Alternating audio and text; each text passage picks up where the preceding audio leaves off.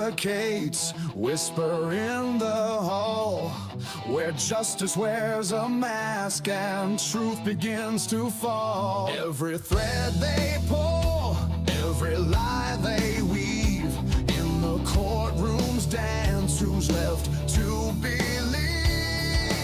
Oh, the devil's in the details, hiding in plain sight, innocent until the gavel steals the light. True crime echoes through the hollow night, fighting injustice with no end. The devil's in the details, hiding in plain sight, innocent until the gavel steals the light. True crime echoes through the hollow night, fighting injustice with no end in sight.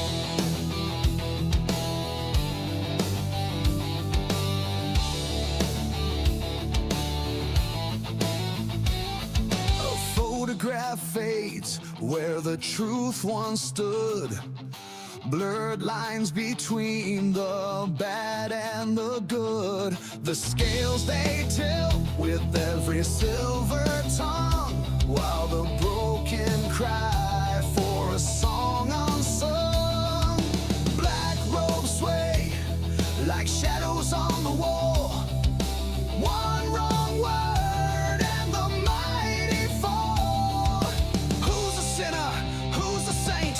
The jury's out, but the verdict's faint. Oh, the devil's in the details, hiding in plain sight, innocent until the gavel steals the light. True crime echoes through the hollow night, fighting injustice with no end. The devil's in the details, hiding in plain sight, innocent until the gavel steals the light. True crime echoes through the hollow night, fighting injustice with no end in sight.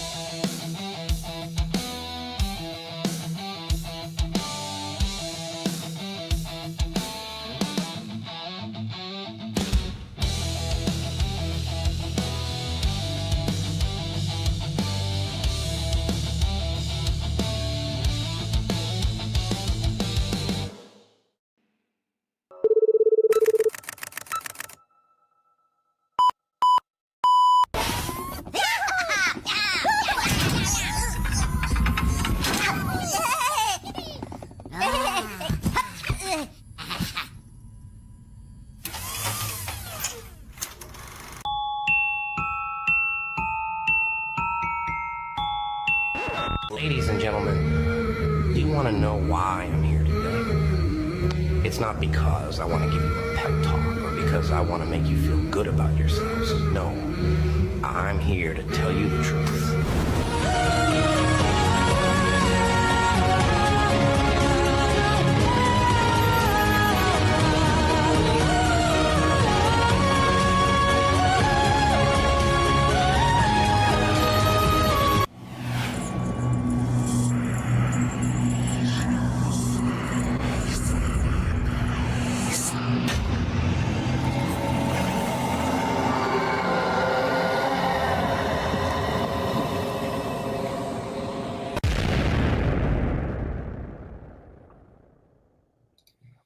All right, everybody, how you doing this Friday evening, the night after Thanksgiving? Hopefully, well, Thanksgiving in America, obviously, we have an international audience, so not everybody is from America. Hopefully, we can get a one. Let me get a one in the audience if we know we got sound, because I don't want to go too long on my monologue and have you go, "Oh my God, DA, you're not talking."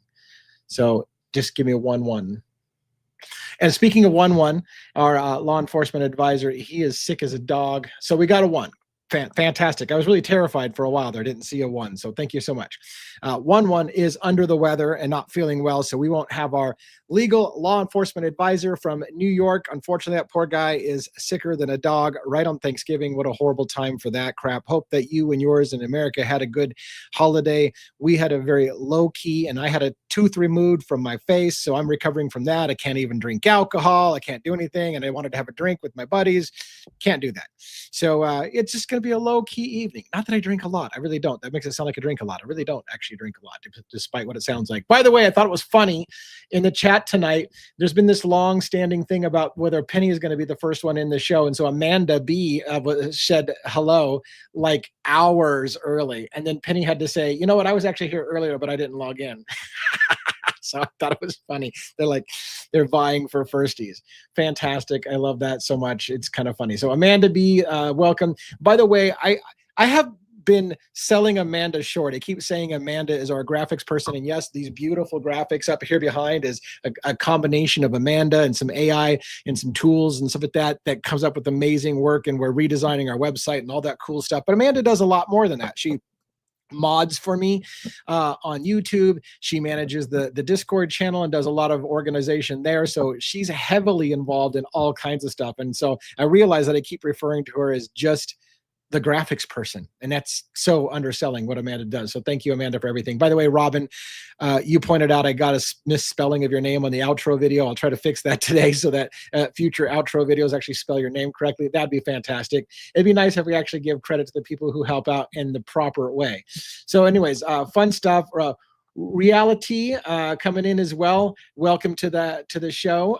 By the way, I noticed as a teaser, like I'm going to be going on Dago's show tomorrow, I believe. Dago has invited me to come on and collaborate with him, come on to his show. And I noticed that reality goes a lot on Dago's show, it looks like, or at least it seemed like from me doing some pre-work and seeing who's there. It's kind of cool because when I go with Dago, I'm going to be bumping into people who I don't see very often at all. But it was funny. I noticed also Twiz was on there, and I met Twiz in person at one of the Koberger hearings. So that was kind of cool. It's like, oh, look, it's Twiz. Like, I don't even run in that circle. So it's going to be kind of cool. I feel like it's going to be a neat moment for me to bump elbows with some people that I really haven't, it's like, I don't know if the Idaho 4 group is kind of divided and there's some people over here in the whatever circle and over there. But anyways, whatever the case may be, looking forward to going with Dago and talking to him and having some time. I think he's got a cool vibe. Haven't spent any time with him before, so I'm looking forward to it. We haven't set the exact time. Otherwise, I would tell you when to tune in, but we tentatively said tomorrow. So hopefully that'll happen. SE, welcome to the house as well. And who else we got? I already said hi to Penny. Becca 1019, hello everyone. Robin's in the house, she's backstage. Estes Crime Maze, Jason Estes backstage as well with his rib injury, giving it a good shot. So some of us are out because we're sick, and so others of us coming with battle scars, like me with the tooth and him with the rib injury and shit. I think Essie over there in Robin's neck of the woods still has an injury or something we're recovering from. So all the way around, we're banged up for the holidays. So there's that. Troubled Ocean from the East Coast in the United States, welcome in. And let's see what else we've got here in the show to see if we got some new names. Carol B 1101, hello. That's kind of a newer name, it seems like, for me. So I will, if you are new, by the way, please fire a question at us. We like to get new people's questions up there. Lex Green 8, that seems like a new one. Curious Cat, seen before. Thank you for coming. I love it. I love it when people come here again. Rhonda Farrell showing up with a different username. Sometimes she comes in here with a different username. So, or YouTube's just changing her username. By the way, I'm going to show off Rhonda as her modeling skills tonight. I'm going to show you something that she's done that I thought was pretty cool. Yeah, so what do we have on tap tonight? I'm going to bring up my guests. Jason Estes is sideways on my thing. I see his camera's in some kind of weird ass orientation. That'll be fun to bring him up on camera. See if he can get that. In fact, it looks like he's frozen. So all the way around, he's got a rib injury and he's got his shit not together. Let's see if we get him on screen while we get him with his pants down. And I'll get the mics turned on. You got it. I think you got it, Jason. How are you doing? All right. Oh, yeah. Good evening, everyone. Happy Thanksgiving to you, lovely faces. Yes. It's good to see you. Yes, happy Thanksgiving to you, lovely faces out there, especially. What's that?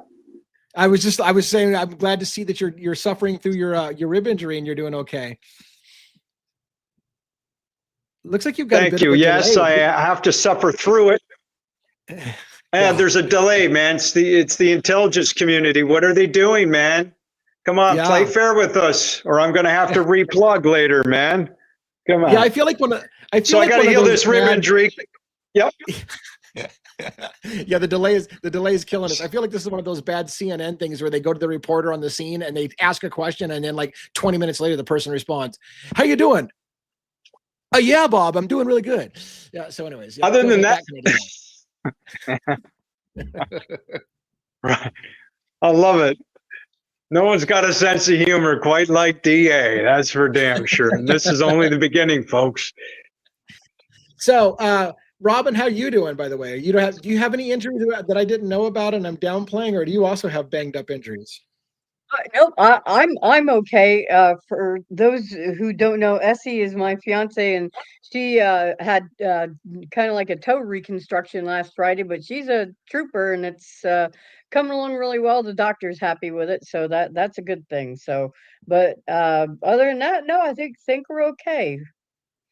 Yeah, the toe injury is no good. I kicked something apparently, and one of my toenails has turned black. So I'm waiting to see if I'm going to lose my toenail. Ow. Like I hate that. Like I don't know what I kicked. I don't even remember kicking anything, but I'm pretty sure I did. I just don't remember what the hell I kicked. At this point, when you get a certain point in age, you injure yourself and you just move on, and you don't even remember where you got injured. Yeah, go ahead. Yeah, you're like, well, whatever.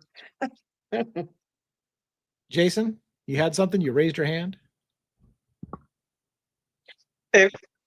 If there's a delay still going on, I'll unplug and plug back in and tell the CIA to leave me alone. No, they're cool, man.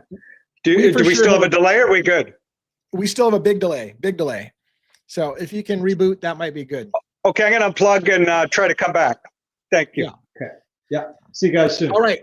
One of the things that I'm going to tell you about tonight, by the way, I'm going to tease an opportunity for people because when we first got, I realized that we were a much smaller channel when I first decided to get some merchandise. And it was mostly because I wanted to wear something that represented my channel to CrimeCon. So I got some merchandise for myself and I thought, well, why not print a little extra? And there was a minimum order. And so I went ahead and I gambled on myself and said, okay, we're going to buy some merchandise. Now, unfortunately, we sold like about half of our quantity of stuff pretty quickly, and then all sales died. I'm not a salesperson. I don't like to pitch things all day long. So we have this merchandise sitting around, and I even last time I was on, I said, hey, look, 30% off. I'll knock it off. I'll practically give this shit away. In fact, tonight I decided I'm literally going to give something. Well, I'm going to raffle something. So what I want to do is I'm going to give away. No, I'm going to raffle a zipper hoodie large size. And I'm going to show you my wife modeling our merchandise so that you can see what it looks like. So here's the deal. Here's all you have to do. If you gift with a super chat or super sticker or whatever it's called, $5, then you'll get in the running. And if you're the only one who donated $5, you get a large zipper hoodie, which sells for like $60 normally on my site. I think I got it marked down to like 40 something bucks right now on the sale. And I'll just give it to you for $5 if you're the only person who puts $5, right? Rhonda's like 20%. No, Rhonda, I put it at 30%. I went all in on the whole thing. Let's see if Estes, and I'm going to show that in a moment, but let's see if Estes has got his audio delay done. I can't hear you, so I'm going to unplug and then I'll be able to hear you, hopefully without a delay. One moment, my friends. I know, technical difficulty. All right, while he's getting that sorted out, let me show you what the merchandise looks like with my cool little, by the way, when you see this cool merchandise splash that I'm going to put up on screen, no, the merchandise does not have see-through coloring that flashes and it has transparent shit and shows a logo through you and it makes you invisible. None of that shit's happening. That is a trick of the studio lighting. I didn't know was happening. It wasn't done on purpose. It looks badass on camera, but it's not entirely accurate, but it's very, very close. So let me mute my guests' microphones and let's put up on stage this video. No, not that video. We're going to rewind this, okay? And we're going to remove, do I have to remove anything? I don't think so. At this point, I'm going to show you this.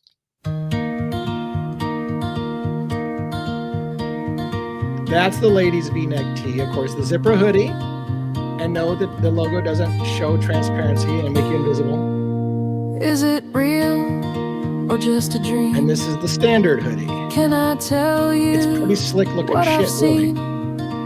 really. Pretty much at 4 a.m. So there you go. My wife's starting her modeling career late in life, and that's fantastic. So hopefully we'll do something there. But anyways, the point being is that I wanted to show it because the way it works is I'm going to give away a zipper hoodie, large size. It's a unisex kind of thing. So it's the zipper hoodie, the middle one you saw.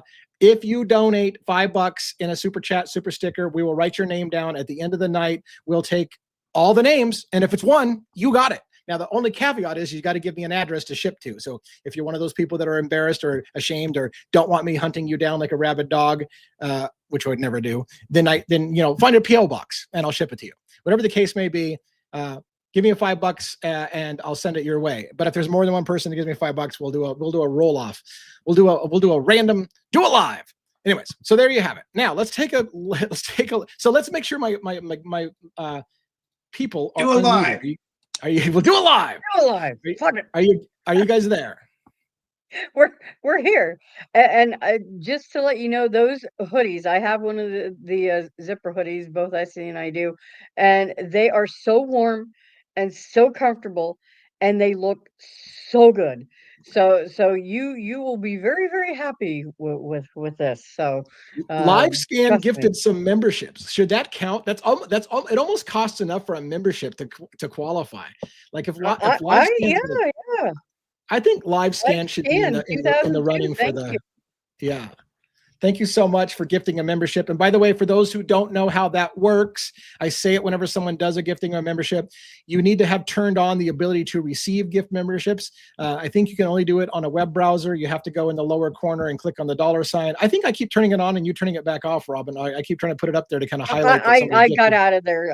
I'll let you do your thing. Anyways, as long as you have it turned on to receive gift memberships, this person, LiveScan2002, actually bought a membership for somebody. So they used their own money to buy you a membership, and then the system assigns it to somebody randomly in the room of the people who have the ability turned on to receive gift memberships. So make sure you do that in the future if you missed the opportunity.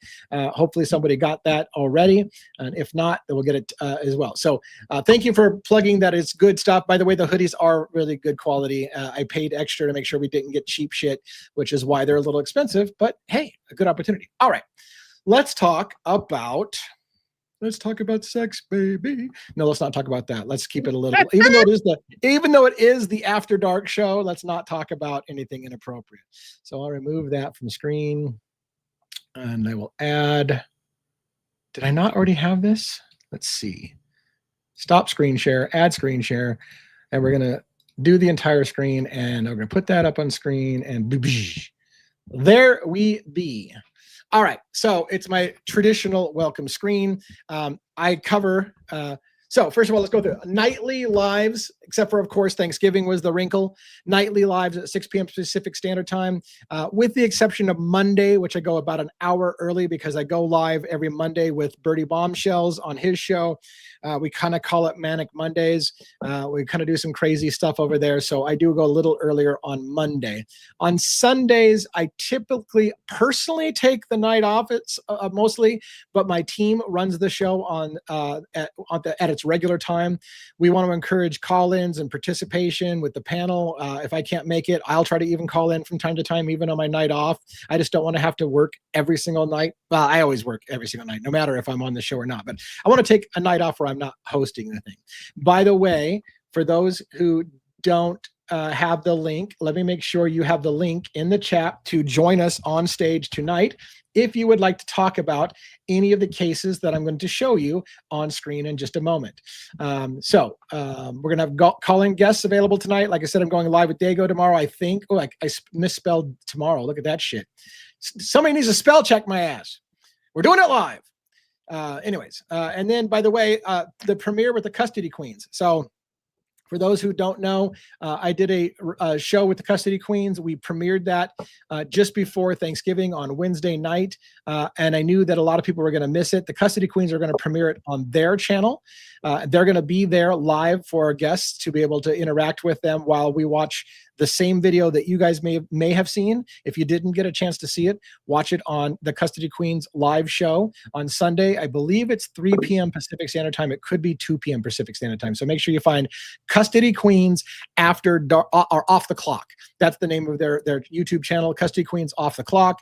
If you go there, you can see what the announcement time is for Sunday, and we will be both all of us live on Sunday to talk about that video. And then as the plan is I will maybe also premiere it on Monday for those people who were traveling on Wednesday and missed both of these, because a lot of people go out of town in the United States and missed them both. So we might, unless we're just overkilling that video, and then we don't need to premiere it like a third time. So that's the case. That's what we're planning on doing. Let's move on to my website overhaul. As you know, we're working heavily. I've been adding more and more details to the Brian Kohberger case. By the way, it actually has changed. This slide should have changed because it doesn't say Brian Kohberger anymore. It says Idaho 4. It doesn't say Rex Heuermann anymore. It says LISK. So we decided to go with a little bit more common names. Idaho 4. We've got Charlie Kirk, Luigi Mangione, LISK, and Mickey Steins. Those are our sites. This is what it looks like on our website, what a typical page does, the Idaho 4 interactive timeline. I've got a bunch of timeline stuff. I added more stuff to the timeline today. I'm always updating it.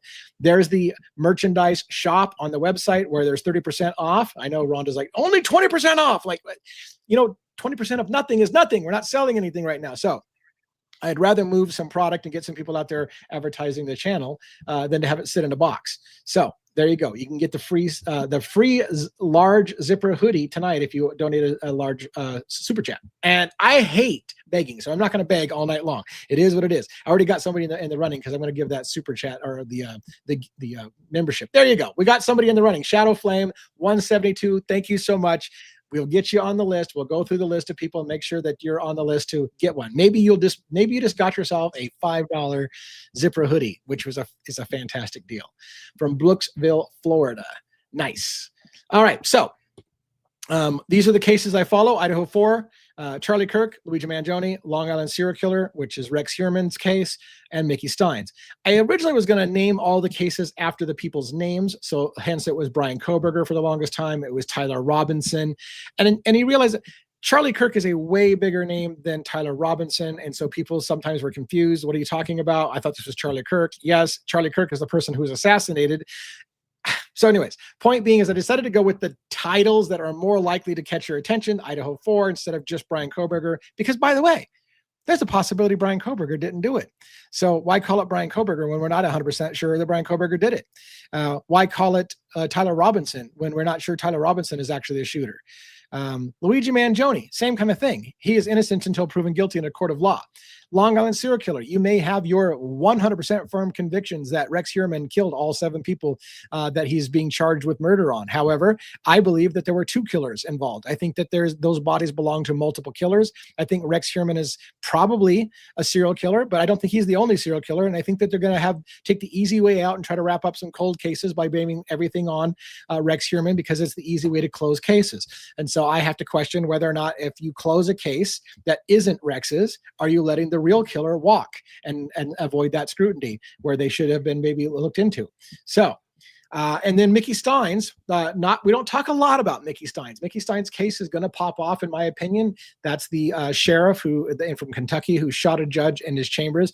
I've got a request for information into the coroner in that case to try to get some public information released. We'll see if that happens. So I'm working the case on the backside. Hopefully that something will break through in a while. So let's talk about Idaho 4 for a while. Tonight, what I like to do on my show is I like to talk about 3 of the 5 cases. That's my target. 3 of the 5 cases that I'm covering. So tonight it's more likely going to be Idaho 4. It's going to be Long Island serial killer, and it's going to be Charlie Kirk. And we might touch on Luigi. No, we will touch on Luigi Mangione. So actually we're probably going to have 4. Luigi Mangione might bump one of the other ones because Luigi's thing is huge. What's happening in the Luigi case is huge. By the way, as a teaser to that, Ali Benevento, if you ever watched my show, she's a criminal defense attorney from South Carolina. She's been on court TV many times. She's talked about the Kohberger case quite a bit. She's a big Luigi follower as far as following that case. And Ali Benevento and I have already lined up that we are going to talk to you guys about our opinions about the rulings on the suppression hearings coming up. So we'll talk about that a little bit more in a little bit. All right, so far, before we get into Idaho 4, Robin, Jason, what are you guys feeling? You ready to tackle Idaho 4 for a bit? Oh, yeah. Oh, yeah. Oh, yeah. All right, for those, again, in the peanut gallery, one more time, I'm going to post the link. Yes. Can you hear me? Feel free to come up. Yeah. Are you on delay still, Jason? Yes. Are you on a major delay? Unbelievable. I am so sorry. And to the audience, we have a delay. What is going on? I don't know. It's so you may have to either take a little bit of a backseat, or you're going to have to raise your hand, and then I will let's wait 30 seconds for Jason Estes to catch up with the live stream. So maybe we'll do that. So in the meantime, let's move into Idaho 4. Now, I had a video that came out today. I don't know if you saw it. It's called Xana was killed first, but not the target. This was because as I was building that timeline I'm talking about, the interactive timeline on my website, I found an old TV news report from Fox Live, early stages, January of 2023, where a reporter was standing outside of the Latah County prison where Bryan Kohberger was in custody, and told us several facts that are no longer the official narrative.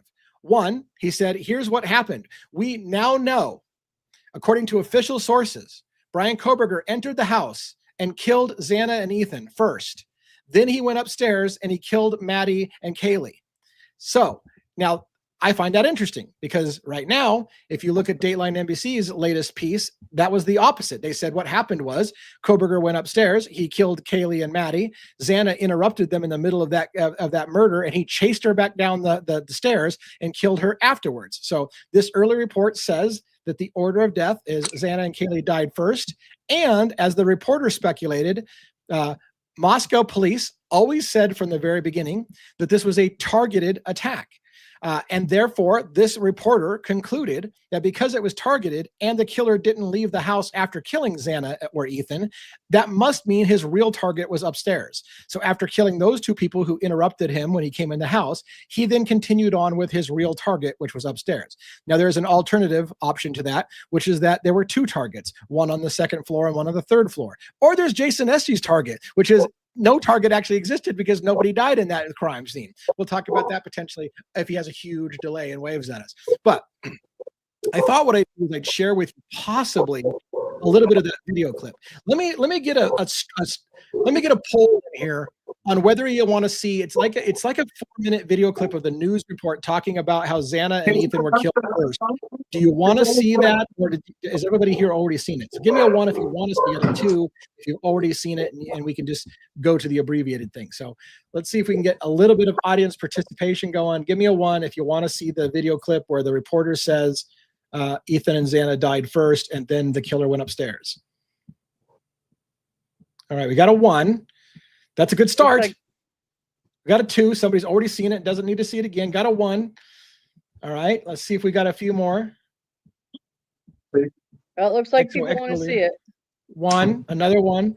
So far, they're outweighing. There's a 2. So it's kind of a mixed bag. Some people have seen it. Some people want to see it again.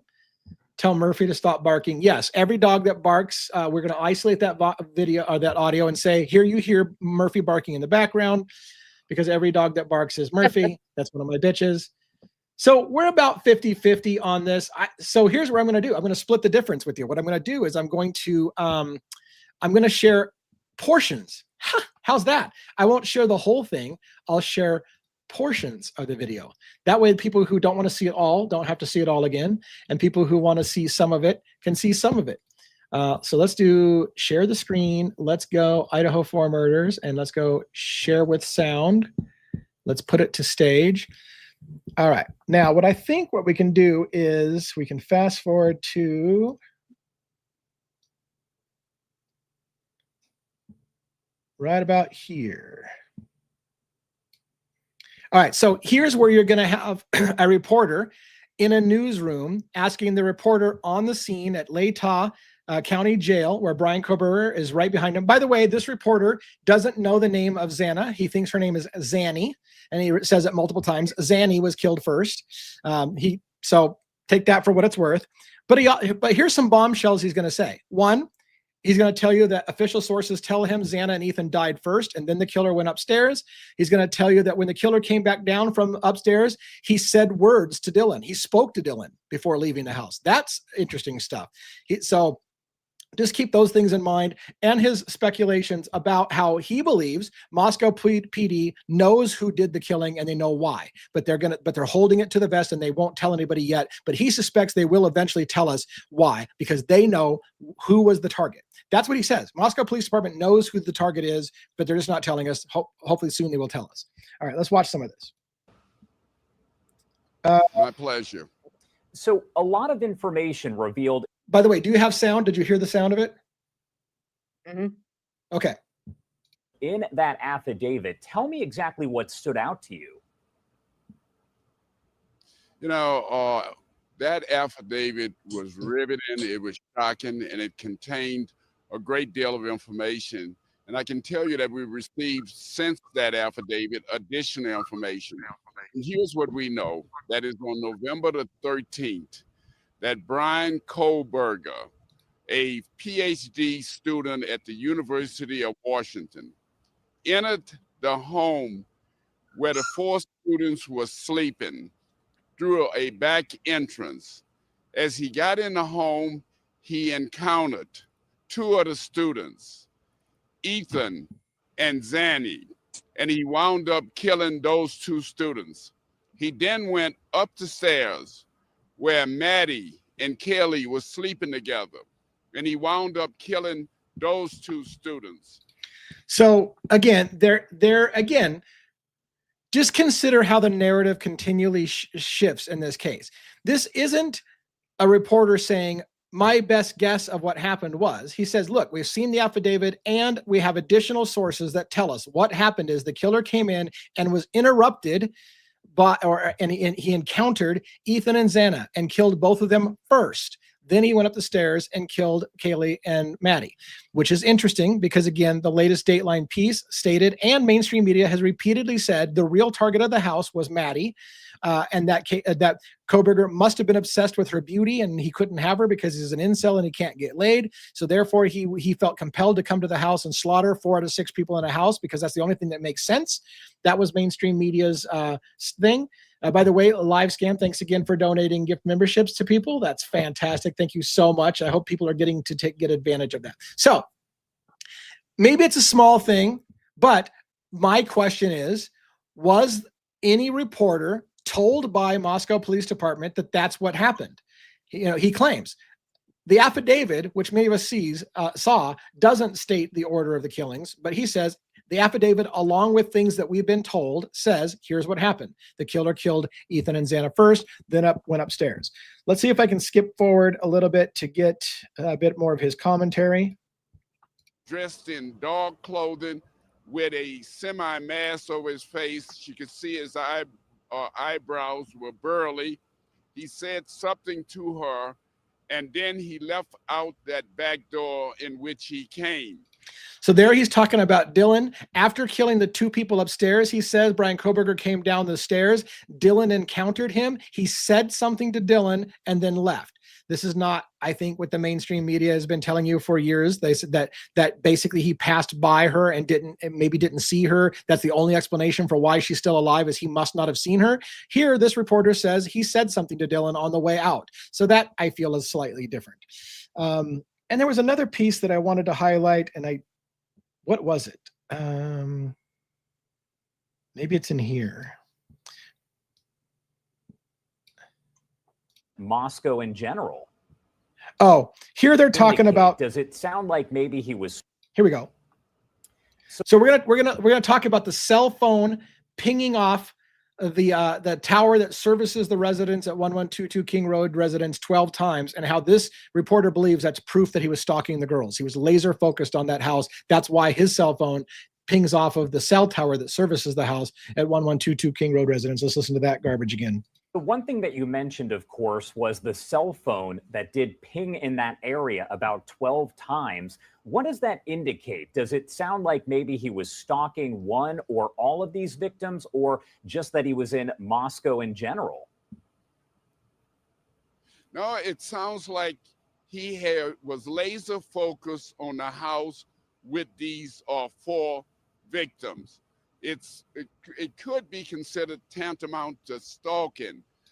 So I'm just going to stop for a moment because I want to reiterate something that I said on my video this morning. How many people in Moscow, Idaho, ping off the cell tower that services the house at 112 King Road residence? And if that is evidence of stalking, then how many people have been stalking those girls?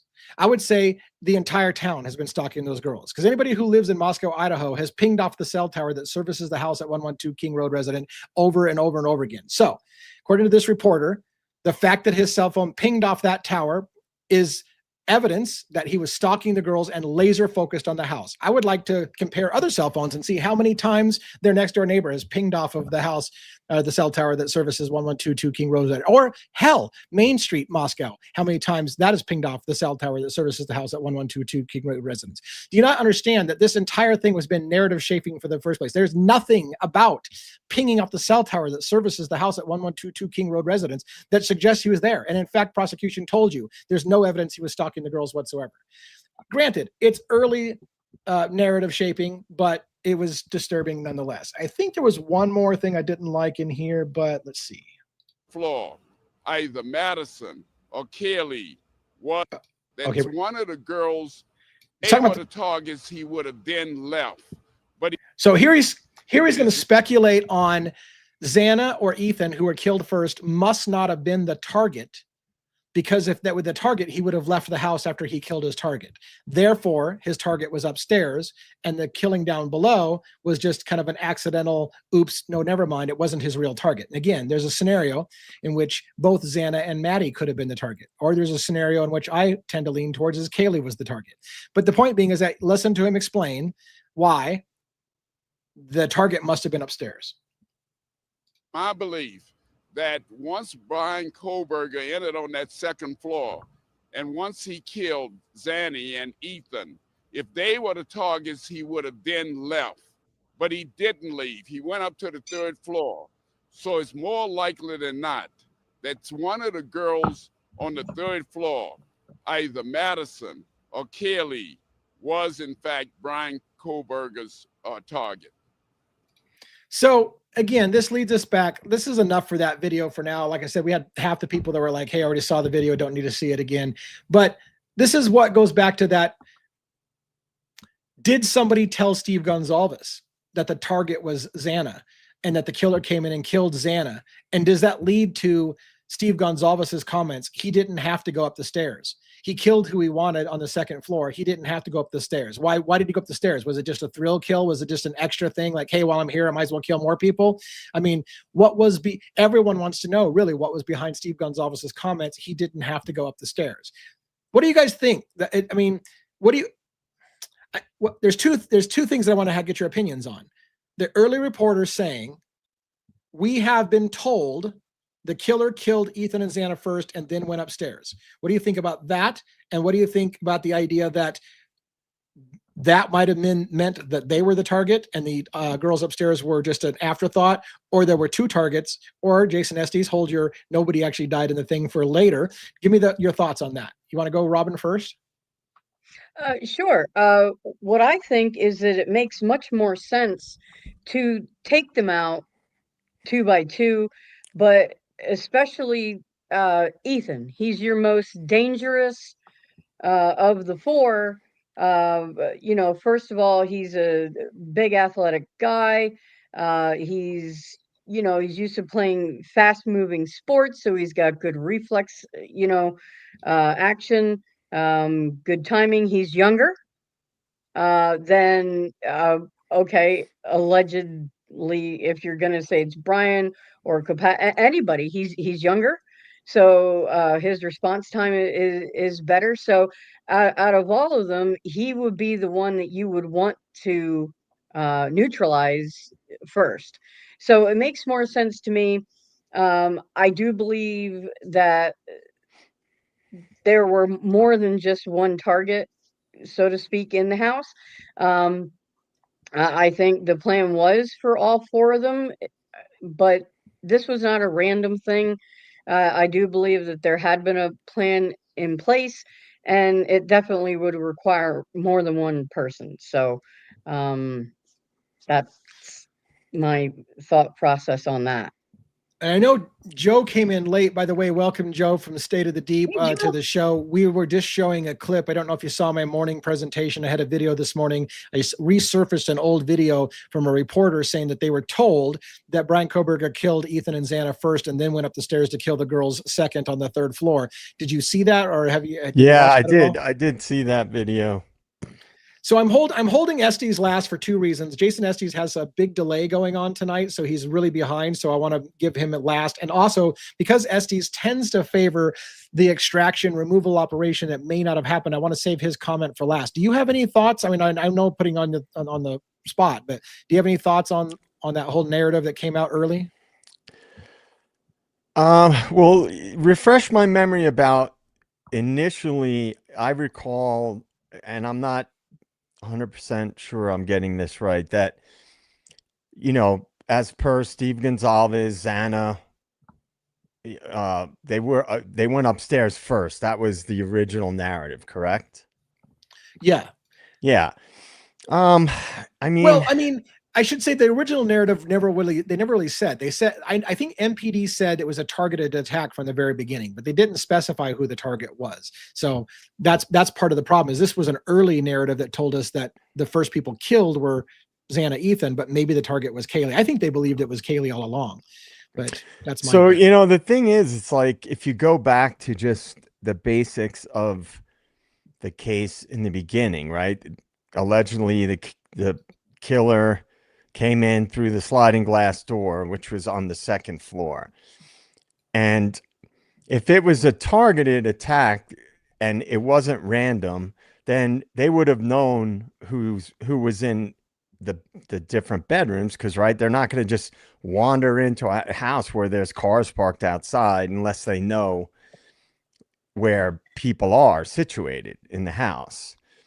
Unless they were watching, you know, through the windows, and they had been watching the property for a while, which that goes against the Koberger narrative of when he came into the area and then left the King Road area. So I don't, well, you guys know, I don't believe the official narrative. You know, I tend to think if in fact this was what we've been told that it was, that 4 people were brutally murdered, I tend to believe that the killer went upstairs first, and it was either Maddie or Kaylee that was the initial target. And I tend to lean, towards one of those two, and that Xana or Ethan heard something upstairs, and then they kind of started going up the stairs to see what was going on. And then that's kind of, I know there's been a lot of different narratives about Kaylee running downstairs and things like that, but this is all based on the official narrative, which is not what I believe. So it's hard for me to have a really good theory about the Koberger narrative, or because I don't think it was just one person, whether it was an extraction or not. It wasn't just one person that was there. So yeah, I don't think any of us believe that it was one person just by themselves that carried that out in, you know, a very short amount of time. And before, sorry, if you have something else, I'm going to go to Jason real soon, but I wanted to caveat something. So I want to make sure you're done with your point before I mean, essentially, we've gotten so many different narratives that I'm not locked into who I believe was killed first at this point in time, because so many conflicting things have come out. So before Estes gives his opinion, I want to cover the drug angle from my perspective and the narrative that, okay, so this reporter suggested this reporter is putting 2 things together. They always said, Moscow Police Department said from the very beginning, it was a targeted an isolated attack, meaning it wasn't some guy going in and randomly attacking a house on campus. They came there for a reason to kill a very specific person. That's what they're implying. They wanted to make people feel very comfortable that, look, don't worry, you don't have a mass murderer on the campus who's going around killing random people. He came there to kill somebody specific. And that's what the reporter is saying. If that specific person was Xana or Ethan, who were killed first, he would have left because his target's been killed. So there's no reason to go upstairs. Therefore, he has concluded that the target, the real target of the isolated attack was upstairs. You're following the logic so far. Now, here's the drug angle before I turn it over to Estes, because I'm sure he's going to touch on it. I just want to give you a primer for those who aren't super familiar. Most people are, but I'm just going to do it again. There is argument to be made that Xana's one of Xana's parents and one of Maddie's parents testified in drug cases for a lesser sentence for themselves by turning in fish that were higher up the totem pole. And therefore, they got leniency by ratting somebody higher up the food chain. There has been rumors for a long time that the girls were killed, the daughters of these family members were killed to send a message about ratting on the people higher up the food chain. So if that's the case, you must understand in that scenario, Xana Kernodle is one of the targets that they're saying would be the drug target, and Maddie upstairs would be the other. So while the reporter will say, well, if the target was Xana, then he would have left and not gone upstairs. So therefore, the target must be upstairs. The other option is both Xana and Maddie were the targets. And Ethan got killed because he was with Xana, and Kaylee got killed because she was with Maddie. So that would be the argument there. Now, I've done a job.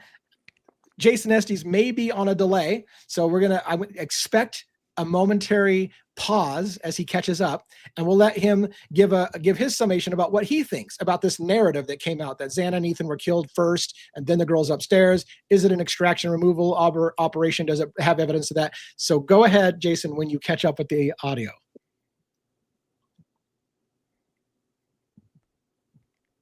Can you hear me now? Mhm. Yep. Oh. This is so fucking convoluted. Xana and Ethan being killed first. And if anybody can make sense of it, Robin did a great job, I think, saying things like, of course, Ethan being athletic. If you're an assailant, you're going to go after somebody like Ethan first, right? That would make sense. But in terms of Steve G's comment, I think you guys can guess what I'm about to say. I think the FBI, in my opinion, told Steve G, again, as part of that highly charged emotional narrative of this case, they had to go upstairs. Or no, he didn't have to go upstairs. So it was a target attack. It's all staged. It's all part of the psyop. And yes, there was an extraction. And when 1-1 comes back, when he's healthy, God forbid, I want to ask each and every one of you a question. It's only going to require a yes or no on the Idaho 4. I think it's going to provide more entertainment. It's going to be titillating, tantalizing. But now it's my turn to be quiet, to shut up, and let you say your piece, my amazing guests and co-producer, Robin, and of course the host, the one another, Devil's Advocates. Well, thank you for sharing that with us, and I appreciate your thoughts. And yeah, I can't wait to hear what question you're going to put us on the spot and force us. I always get nervous when someone says, all I want is a yes or no answer, because sometimes, actually most of the time, I cannot give you a yes or no answer without a caveat, because I know it's a trick. It's a trap. It's like, did this happen or not? Well, fuck. Almost everything is a gray, slippery, sliding slope for me. So I have a hard, but I will do my best when you get to it to give you a yes, no answer on that as best as that I can. Now it's going to be fun. I want to potentially show you something else. This is a little early for this, but let me remove this from stage. By the way, I saw your video, DA, on Xan and Ethan getting killed first, and it was excellent. Very good. Thank you. Thank you. All right, so let's pause this. What I want to do is I want to show you something that has bothered me since I saw some new footage. And I'm doing it live. So I've never talked about this particularly. All right. this is my daytime footage from Moscow, Idaho, with my wife. Now, Joe and I did this at night. We also got the nighttime. In fact, I think Joe and I got I know we did daytime footage as well. But Rhonda and I went back and got a little bit more clear walking around the neighborhood daytime footage. And why is Joe not on? Oh, he is on stage. We just got him buried behind comments. Look at that. He's way down there in the corner. Hey, Joe. Anyways, so what I want to point, nice to see you. So off to the right-hand side, you see 1112 King Road residence. Right in the foreground of that is where 1122 King Road residence used to be, and it's been torn down. Now, next to that is this blue lower house. I believe the address, my wife and I disagree on the address, is 1118 King Road residence. You see the green house behind it that is famously seen all the time from 1112 King Road residence. When you see the white Elantra arriving into the neighborhood, leaving the neighborhood, you see that greenhouse famously in a lot of shots. Now, I just want you to focus on this house, the blue house that I think is 1118. By the way, as an oddity, search Google for Hindu temple in Moscow, Idaho, and it points to this house. They list this as a Hindu temple called the Arj Temple. There is no such thing as the Arj Temple. It actually lists the 1122 King Road residence as the temple's address, which is also weird. And this house here has the sticker on it saying it's a Hindu temple. I did some research trying to find out there is no Hindu temple there. They believe that a Redditor or a YouTuber, not even a YouTuber. Somebody just basically went into Google and pinned it and put their own thing. It allows people to do their own stuff. So somebody pinned it and thought it would be a joke or whatever. It's led to people making all kinds of speculation. It was some kind of ritual, a Hindu ritual, and Shiva, the goddess of death, or some shit like that. And it might be just somebody pinned it in there because there's no Hindu temple there. But I thought it was interesting. Just go Google it and say Hindu temple in Moscow. I point right to 1122 King Road residence as a Hindu temple. But what I want to focus on is as we move down this neighborhood and we go, okay, here we're going towards right. So here we're down on the street level. Immediately to my left is 1122 King Road residence. Right in the picture, that gray house is 1112 King Road residence. And then there's the famous green house. Now here's where most of the kids sat on the little bit stuff in here. Go past this memorial. We're going to walk down the street. They got a lot of shoes hanging. So here you see we're turning on to, right? We're going to turn on to King. Leaves the area. Here's that greenhouse. They got a lot of shoes turning hanging on to King right there. So stop.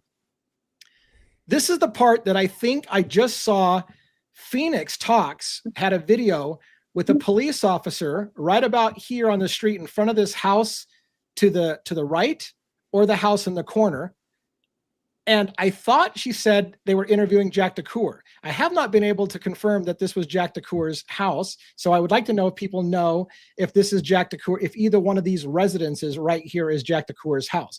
But the biggest shocker that I want to point out is still to come. And again, I'm asking questions. I don't know that these things are true. I'm asking questions. When I was there, I was like, man, I know Jack supposedly lived over in this general area, but I didn't know if he was in one of these houses.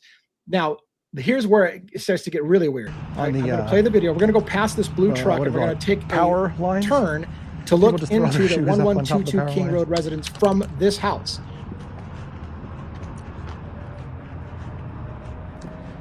I think that house to the right here to the right was Jack DeCoeur's house, the two-story one. Right. That's what I think too. Straight ahead. Yeah, that's what I thought too. Where that truck is parked. Or the one right beside it. I'm not sure which one. So again, right straight ahead. All right. Okay. Now we have turned. We're looking at the Queen Apartments. The brick ones are way back there in the distance. That's the Queen Apartments. Right in front of that was where the 1122 King Road residence used to be. Then you've got this low building here. And this walkway was shown on video covered in snow with footprints coming from it. And they were investigating the footprints. Now, we've all heard about the footprints leaving the back of the house. And I thought the footprints went up to the upper parking lot. But if they came this way towards Jack's house, or from Jack's house to the 112 King Road residence, and that's where the footsteps were, I have new questions, especially since here's the other part that I'm learning as we look into it. It seems to me, and I can't find the footage, that when Dylan called Emily Alant, her friend, and said, "I'm scared. Can you come over?" Hunter Johnson had stayed the night with her. They were nearby. Many sources hide where Emily and Hunter Johnson came from. They just say a residence nearby. I've been told it is this very residence. It's that blue house. That's where they lived. And in fact, we went on a public record search and found out that that house, that very blue house that we pointed out earlier, is an address where Emily Allant lived. Apparently, they also said on camera that they were at the Whites, which is a different apartment and a different address. So follow the logic. I'm asking questions who know this better than I do. Were they investigating the footsteps that went right past the house where Emily and Hunter Johnson were at? Is it true that the roommate said that Hunter and Emily disappeared around 3 o'clock in the morning and didn't come back till 5 o'clock in the morning? Was the footprints through there, and does it lead right to Jack DeCour's house? I'm just asking questions. I don't know if any of those things are true, but I want to ask my panelists if you guys have any information in all the videos that you've been watching for 3 years that can put any light on how likely is it Jack DeCour's house is right behind me?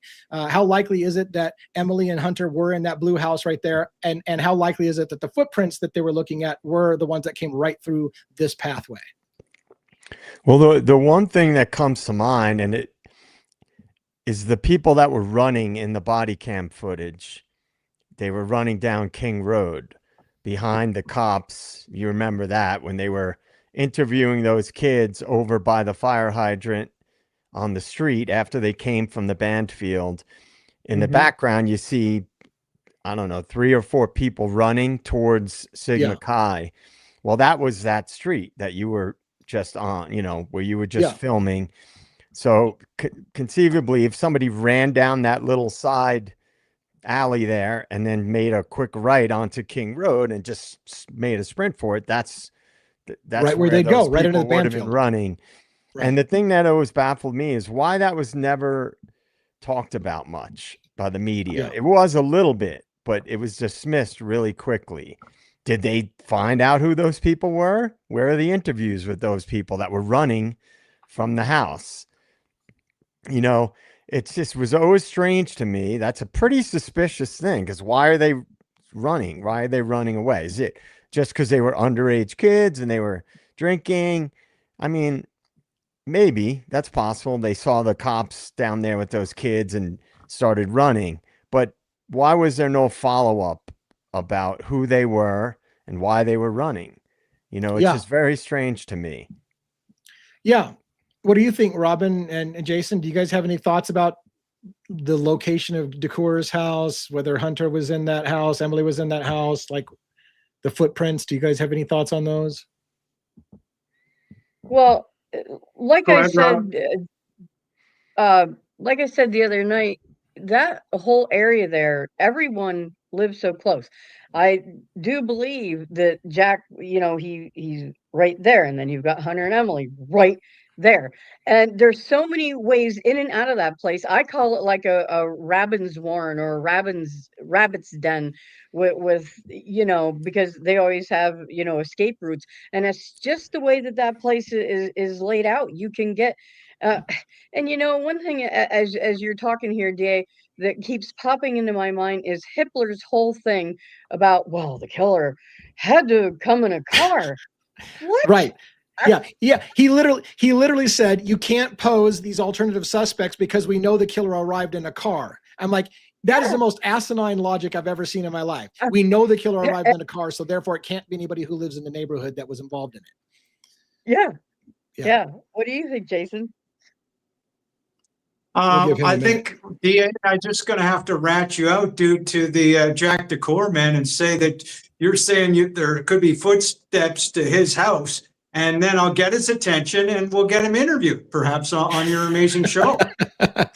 Never go after any of those people and say I sent them, because I don't do that. Let's be clear about that. By the way, there's something that still bothers me. There's still something that bothers me about the Jack DeCour thing. Just riffing off the top of my head, and I know it's not a popular thing. It bothers me to this day, and I realize he was not a suspect, which also bothers me to this day, because the first person you look at is the jealous ex-boyfriend. That should be suspect number one. But why? Has it ever been explained why Jack DeCour spends the entire time in the back of a squad car voluntarily while all the other kids are standing, freezing, having to get blankets under their feet. And Jack DeCour is just chilling in the back of a squad car the entire time. Why is everyone else out on the street and Jack's by himself in the squad car? Have you ever really asked why? That's interesting. No, I never asked why. I wanted to throw something out there about Jack DeCour, because I always tend to think about psychology when I look at any of these types of things. He's clearly, we know now, he was devastated by the breakup, and he was having like emotional turmoil, and he was having issues. He probably knows that Kaylee's dating people, right? That's a small area. Everybody else seemed to know that she was dating. No, he wouldn't know. He goes to sleep at night and doesn't hear 911 or from phone calls from Kaylee late at night. Sorry, go ahead, Joe. I mean, it's not inconceivable that he was spying on her. Because it's after the bars. He creeps down the side alleyway. He wants to see who's coming and going from the house because he's a jealous, ex-boyfriend. He's distraught. He lives right there. It's not crazy to think that he was like scooted over there to try to see like who's coming or going from the house, Well, again, and the people who are suspicious of Jack DeCour say, isn't it convenient? Again, I'm not saying this. I'm saying I've heard people say, isn't it convenient that Jack DeCour is in a squad car listening to everything that's going across the police radio? Like it was a great place for him to be listening to exactly what they do know and what they're radioing in across the radio, because he's in the squad car listening to the traffic the entire time that they're searching the house. So some people thought, well, isn't that interesting? If you were a suspicious mind, that would be a great place for somebody to want to know. But again, I just fundamentally. I'm sorry. Go ahead, DA. No, I've always wondered why everybody else was out. And again, for the people who say, well, Jack was distraught, so he was just wanting to be alone. They show Jack several times. He's not crying. When they show him on camera in the back of the squad car, it's not like he's breaking down and losing his shit in the back of the car. For those people who think he just needs a minute away from everybody else, that's not his demeanor. But that's just me. But can I just say something? I want to address something that's happening in the chat. We value differences of opinions here, respectful difference of opinions. We don't like name calling, especially when it looks like someone is making fun of someone's disability. So I would really like to respectfully ask that we don't do that. So if you cannot refrain from that, we do have a system that you would receive a 5-minute timeout. If after that you still cannot be respectful in the chat, we have longer timeouts. I really don't want to do that, but I'm not afraid to. And we want everyone here to have a good time and a good discussion. We like differences of opinion, but we do it respectfully here. So just to put that out there, folks. Yeah, don't piss off the mods. They'll drop the hammer down. But yeah, we do have a graded approach, by the way. So we appreciate, and we understand that some people have an off night. They say things a little bit inappropriate they didn't really mean. So we give people a timeout to recollect themselves and give you a graded approach. If you come back and immediately start crap again, you'll get kicked out of the live for the rest of the live. And if you do it like 3 or 4 times, then you'll be not invited to the channel, unfortunately. But we try to give you grace to like have a bad night, say things that maybe are a little bit rude or whatever. So I got one more thing I want to cover in Coburger, and then I'm going to tease one more time the giveaway that we've got going on before we move on to another case that I'm following. So I'm going to tease one more story, and then I'm going to let you guys ask any other comments or make any other comments about Idaho 4 you want before we change to a different crime, a different case. All right. So this is the one I want to bring up on camera now. Let's see. I'm going to remove this from stage, and I'm going to add this to stage. Well, while you're doing that, we have 5 people watching over on X. Yes, we are streaming to several different platforms this evening. So hello to our new fam over there on X. We're glad to have you with us tonight. Yeah. Very, very cool. Like, I know we're getting a slow start on other platforms, and we have to be careful about saying other platforms because we don't want other platforms getting mad that we're advertising other platforms on other platforms. So we'll just be platform agnostic, but as much as possible. But that's very, very cool. Now, and get your butts over to State of the Deep. So let me remove this and put this on stage. This was one of those, and I need to remove the comments so that you can see it a little better. This I just thought was hilarious. Narrative shaping again from this news site Express. Serial killer who murdered 4 students throws a huge prison tantrum over bananas. So this is the new news dated February 28th, 2025. Brian Kohberger is throwing a little tantrum in prison, a huge prison tantrum. When you get into the story, it says, hey, Kohberger's in there throwing tantrums about the fruit that he's been given. It says he reportedly he filed complaints about the types of bananas he's received. Then it goes on to say, Chris McDonough, retired homicide detective who works for Cold Cases Foundation, told Daily Mail that the mass killer has been complaining about the type of bananas that he's been given. He said, I'm not sure if it means that they have bruises on them, or he just doesn't like that they're a particular type of banana that he likes. You just can't make this shit up, or this stuff up. The guy is a quadruple killer complaining about the bananas not being the type that he likes. So he filed a complaint about a banana, is what we know. And the headline is, he's throwing a huge temper tantrum in prison over bananas. Like, no part of what he just described is a temper tantrum over bananas. He filed a complaint. So the guy takes the complaint and runs with it. Look, he's been a little bitch in prison, throwing a huge temper tantrum like a little baby. Like, I fucking get tired of the asinine narrative shaping, just constant narrative shaping, throwing a tantrum over bananas when all the guy knows is that he filed a complaint about bananas, which he doesn't even know what the complaint was about. It could have been about bruises. It could have been the type of, he doesn't know what it's about, but he's certainly throwing a temper tantrum. And go ahead. Can I interject, DJ, real quick? So you mentioned Christopher McDonough, right? He's a former homicide detective, has this big channel on our platform. And the fact that he threw out this banana bit and is focused on Brian Kohberger, supposedly as the lone killer, that says a lot about McDonough. That is he a disinformation, misinformation agent on this case? That's my big question. So. Right.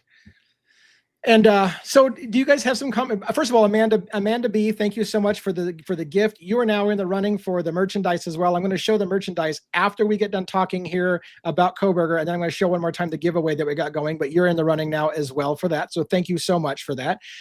Maybe you're in the running twice because I only asked for 5 and you gave me 10. So maybe we should, I don't know. But anyways, what do you guys think about that article of, Brian Kohberger is throwing a temper tantrum in prison now about bananas? I don't know. Maybe they see that we're still talking about the case, so they gotta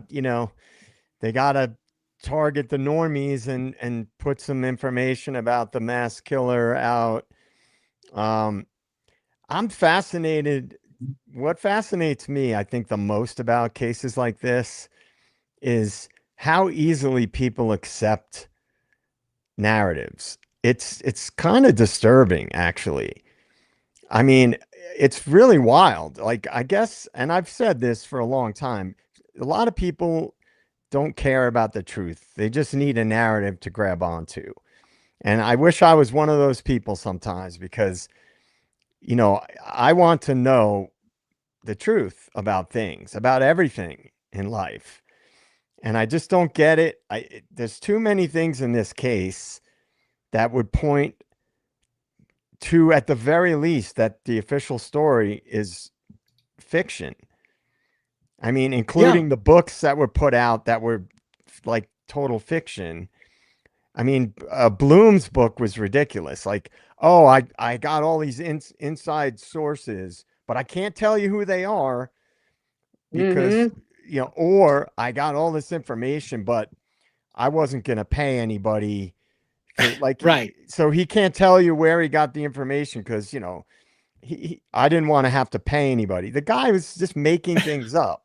It's almost like he was commissioned to write that. And that's book. what I told this was my personal rant. I said, as soon as Brian Kohberger entered the plea, they now will be free to say whatever they want. They can make up anything they want because there will never be a case. It'll never be proven wrong. They can now say anything they want. And immediately the narrative will start shaping. Oh yeah, he was stalking the girls. It was 100% verified. He was stalking the girl. They can keep saying that now because there'll never be a trial to prove that that's full of shit. They got carte blanche now to say whatever the fuck they want with impunity because there's never going to be a trial to correct them anyways. So they can say what they want now. So that's what's happening.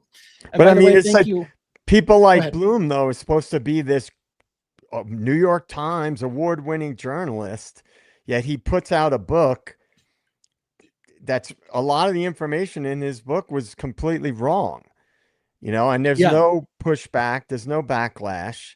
And normies just eat that shit up and they just swallow it whole.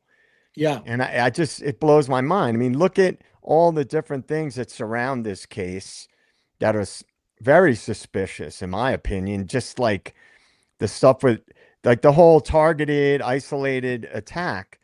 I mean, that was a lie. They didn't know that at that point in time. That was the school saying, listen, man, we better have our kids coming back to school after the break.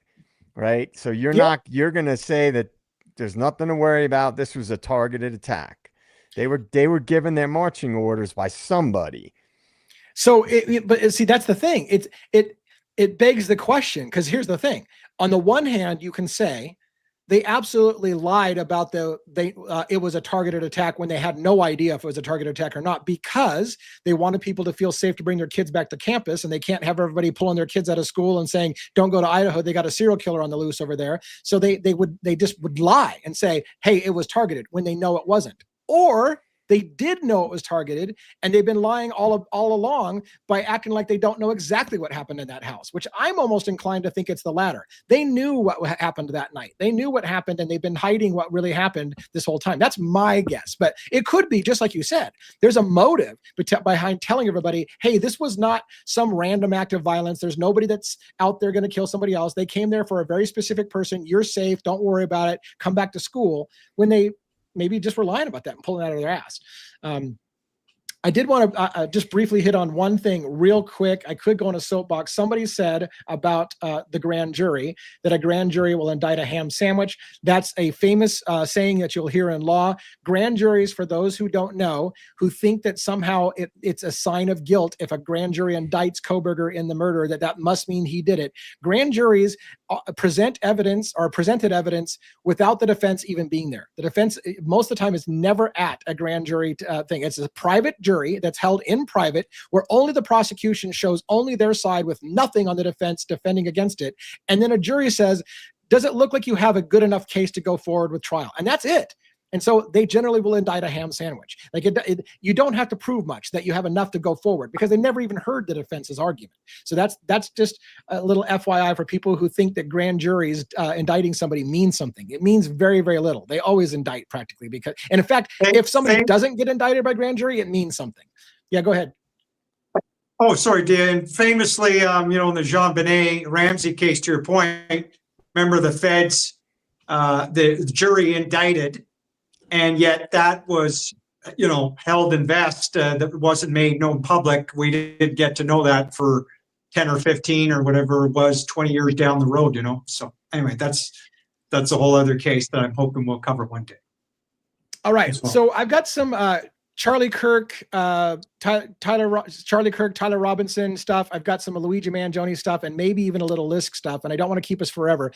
Because we're going to switch gears, I want to one more time say I've got a drawing going on. I've got a raffle going on. If you donate $5 or more to a super chat to support the channel, you are going to be able to be in a drawing for tonight for a large zipper hoodie. And I'm going to show my wife's new modeling skills once again to show you my merchandise and what you're up for. It's not long, so just bear with us for a moment to see what you're in there for if you want to get in the running for a large zipper hoodie. And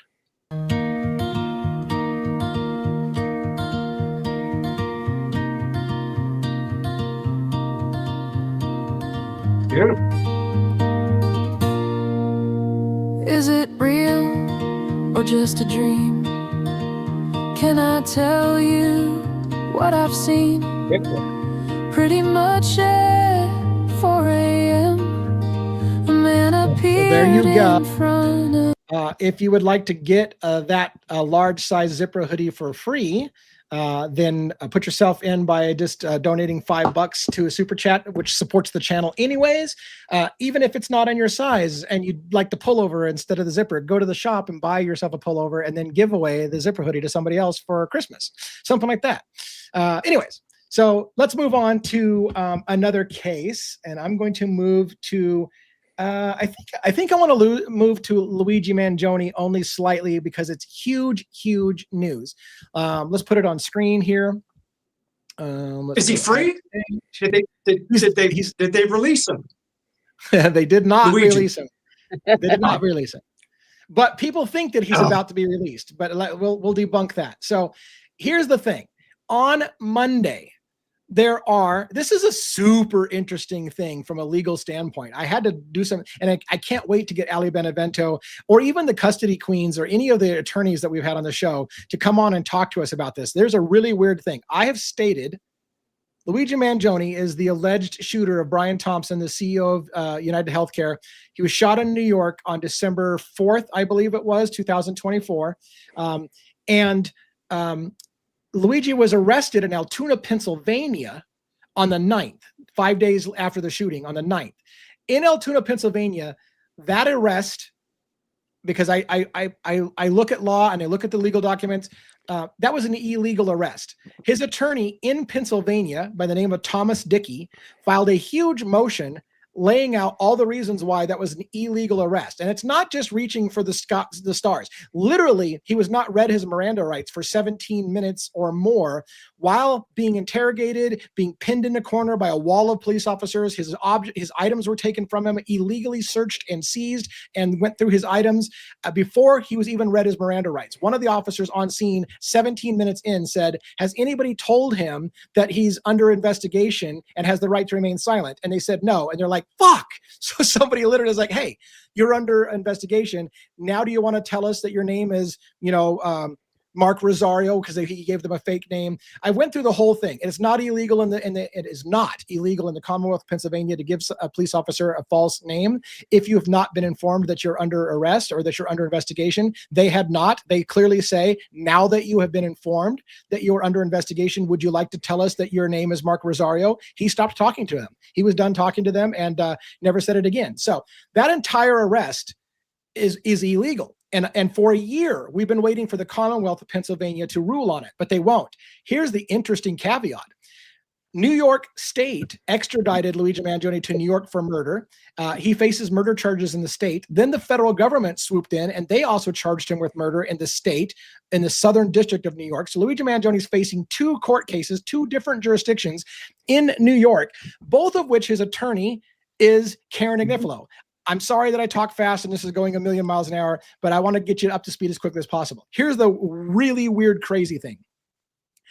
In the documents charging Luigi Mangione with murder of Brian Thompson, they listed the items that were taken from Luigi in Pennsylvania. They listed that he had the gun on him. They listed that he had a confession letter on him. They listed that he had a notebook with his grievances against the health industry. They noted that he had bullets on him, that he had fake IDs, all of which are illegally obtained and inadmissible in court if the courts rule the way they're supposed to.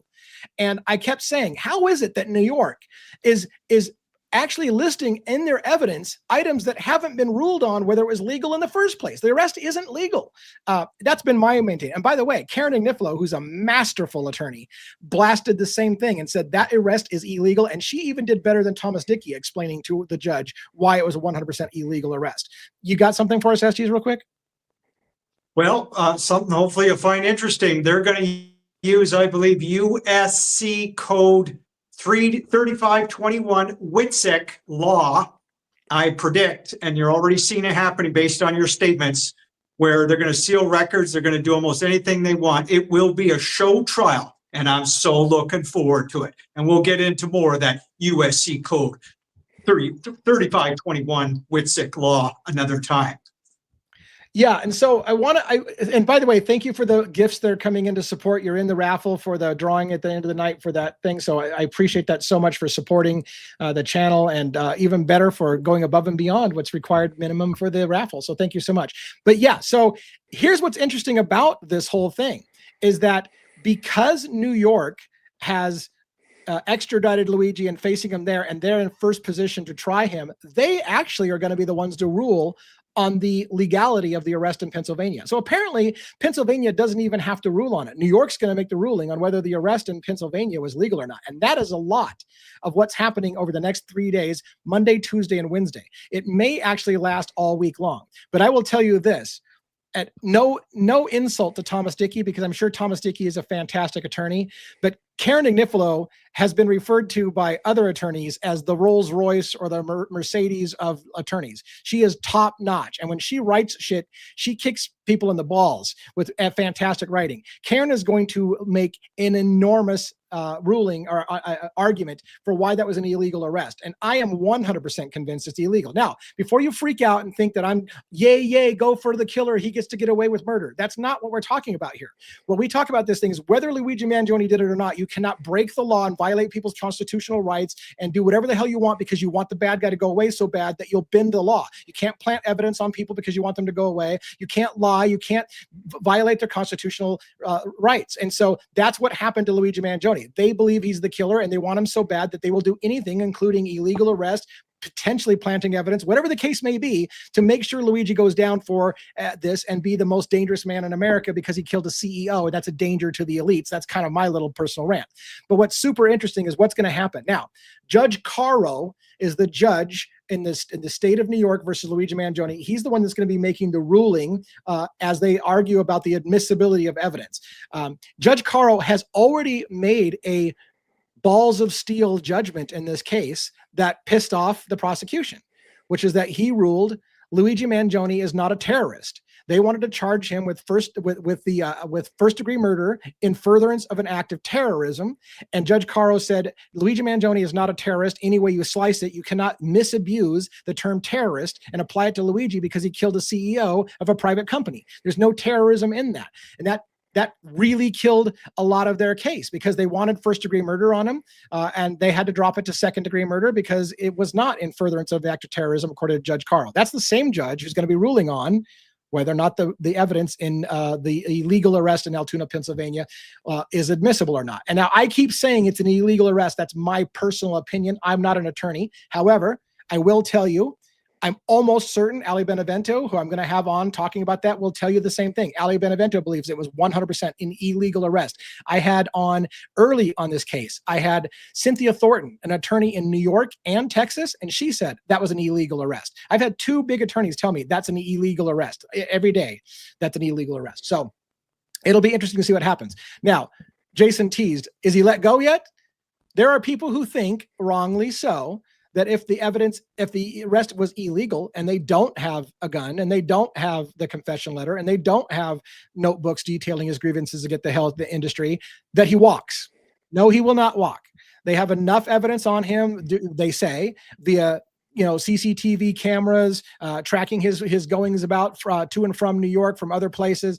They believe they've got a case with or without the evidence. But make no bones about it. If you don't have the murder weapon and you don't have the confession letter and you don't have all these things that they think they have right now, it's a much, much different case. So that's it. Coming up on Monday. Doesn't it sound a little bit similar to the Idaho 4? It does sound a lot similar to the Idaho 4. I see that Robin dropped off. I don't know if that was an accident. I'll bring her back on stage. Did you drop off on purpose, Robin, or did you just lose connection? Yeah. I had to I had to deal with an unruly dog. Oh, all right. So what do you guys have? I know this isn't your guys' big case and you don't really care probably as much as I do, but if you're on my show, damn it, you're going to talk about it. So do you guys have any thoughts about the admissibility of the evidence and the arrest and anything like that you want to weigh in on? I mean, I'm going to say more or less what I always say. It's this was an operation because Brian Thompson was going to testify in an antitrust case. And I think that he was, I don't know, I can't pretend to know the inner workings of how corporate espionage works. But if you wanted to carry out something that would accomplish a few objectives, So you hire somebody to take out the person of interest, and it creates a public stir. And as I always say, it gives the public, they get their evil CEO. So it's like, you feed the machine, and then you have a guy who's fits a perfect bill to play a patsy in a high profile case that I believe was recruited by intelligence agencies or a corporate espionage outfit, which oftentimes are related to intelligence. I mean, there were companies. There was a company, you guys may have heard of it. It was called Kroll and Associates, and it was a corporate security firm. And I actually knew a guy who was basically applying to work for that company at one point in time. I knew nothing about that world. And then later on, after reading and learning things, you hear rumblings that was a CIA front company. That was their little arm in the private sector, how to control, another way to move the chess pieces around. So I believe that was, a paid hit, and that Luigi Mangione is just a guy who was either working for intel agencies or recruited by an outfit to play that role.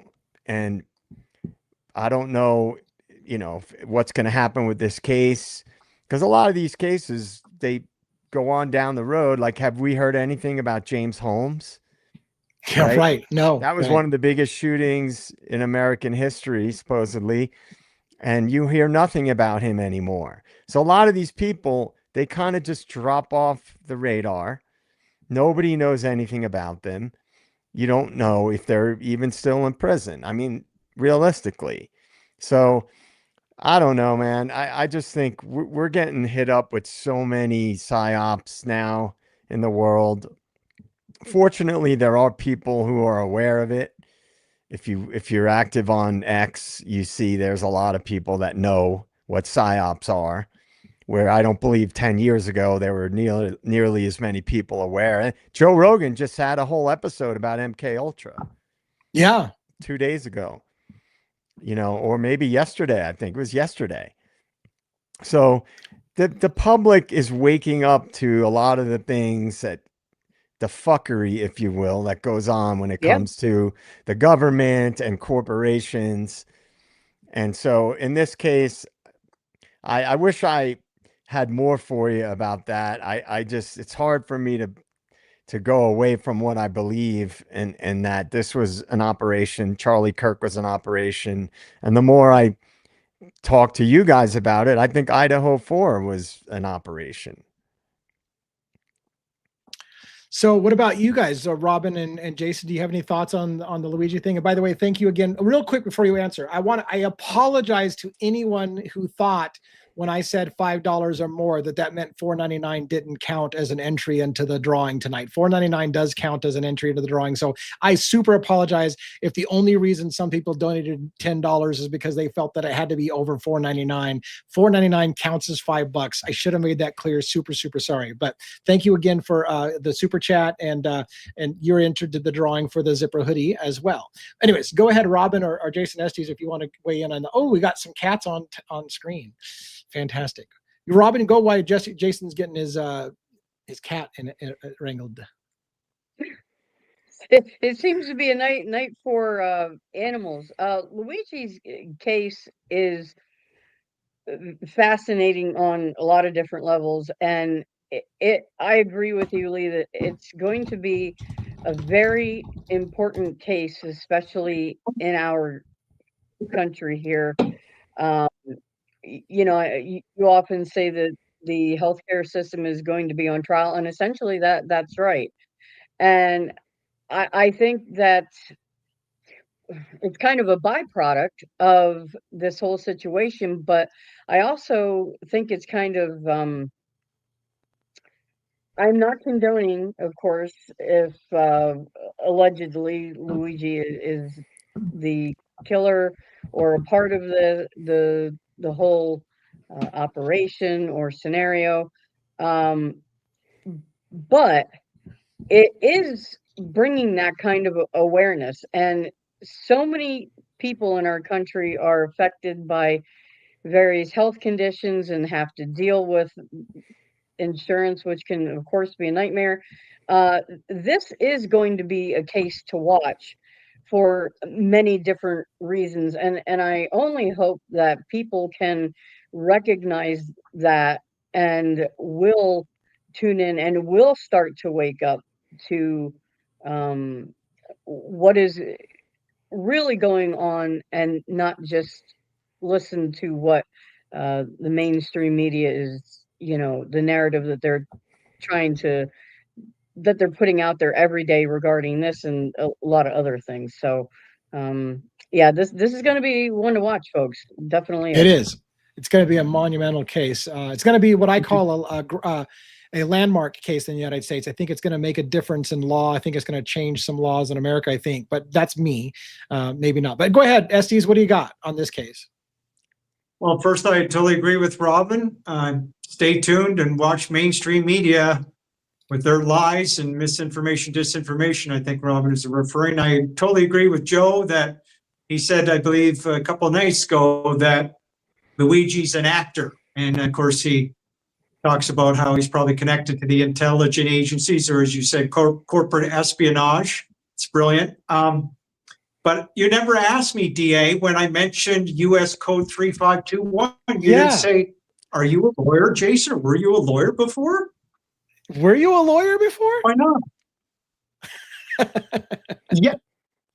No. I was never a lawyer, but again, US Code 3521, WITSEC law, WITEC, baby. As you guys know, Federal Witness Security Program in the United States, they relocate your identity, relocate your name, and on. And that will be Luigi. I predict the future. He will be out the back door. He'll be like the 4 students, I believe, in the Idaho 4. He'll be living on a beach, this good-looking guy, supposedly with screws in his back, and he'll be in a WITSEC program.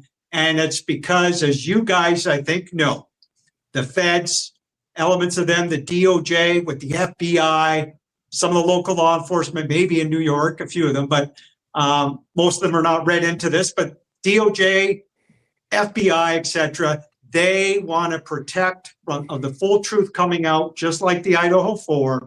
And it's up to us to bring that truth and transparency that's needed, because they do not want transparency. They are the opposite of that. And they have their reasons. But we have our reasons. We want to demand justice in these cases. And as you said, DA, I agree, this is going to be a landmark case, but it will be a show trial, mark my words, if it goes to court.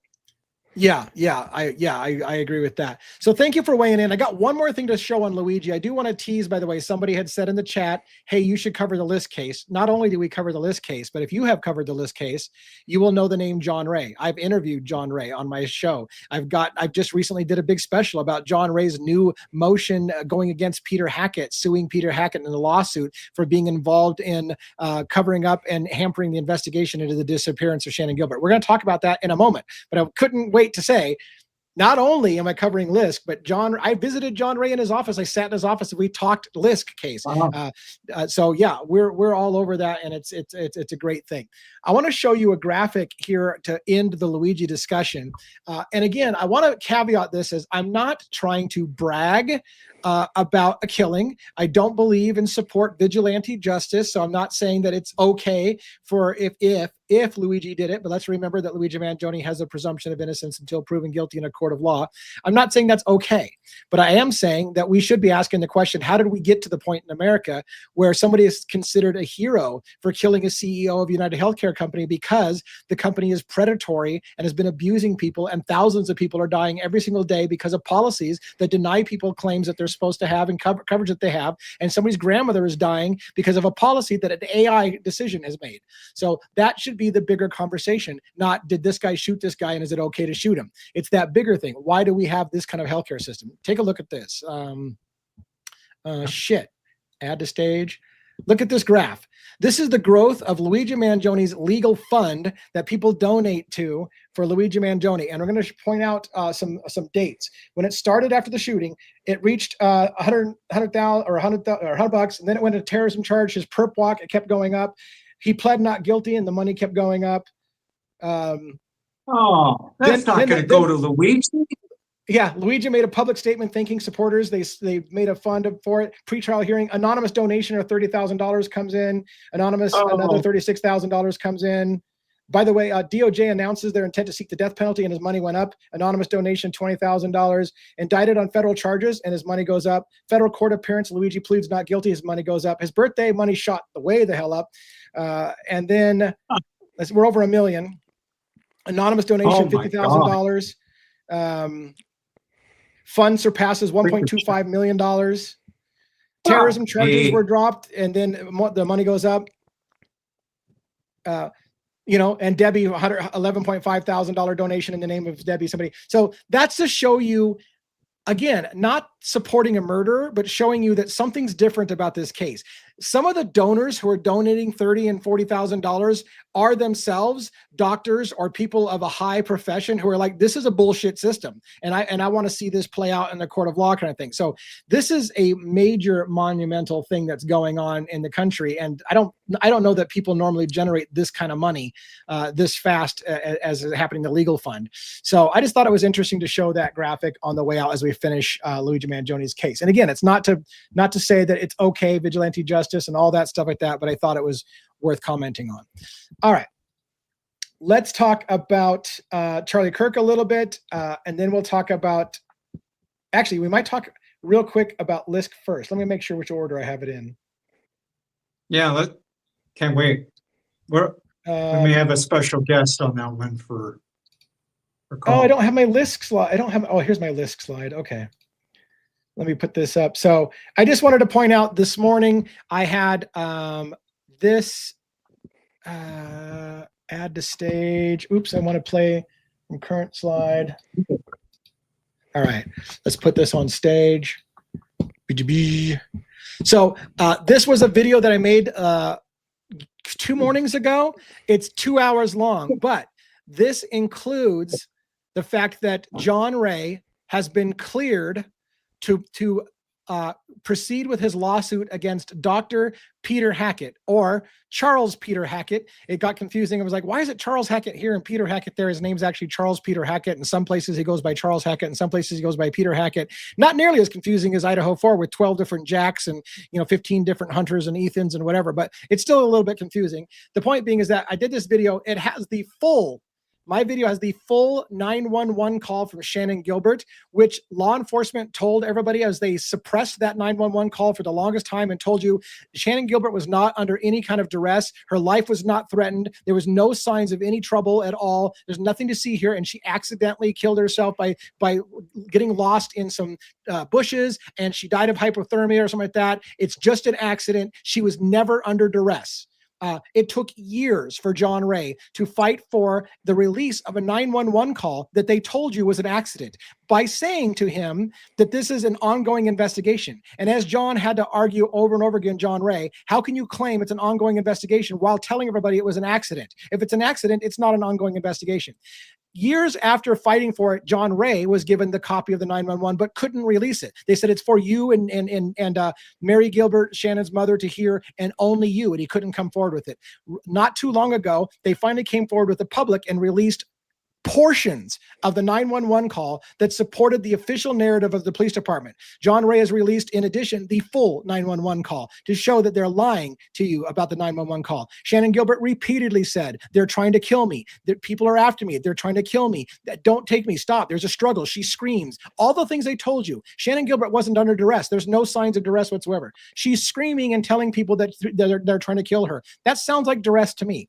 So, while John Ray did say that he does not believe Peter Hackett is directly involved with the murder of Shannon Gilbert, Peter Hackett did say that night, Shannon Gilbert, he told Shannon's mother, your daughter came to my house in a gated community and knocked on my door. I happen to be a doctor.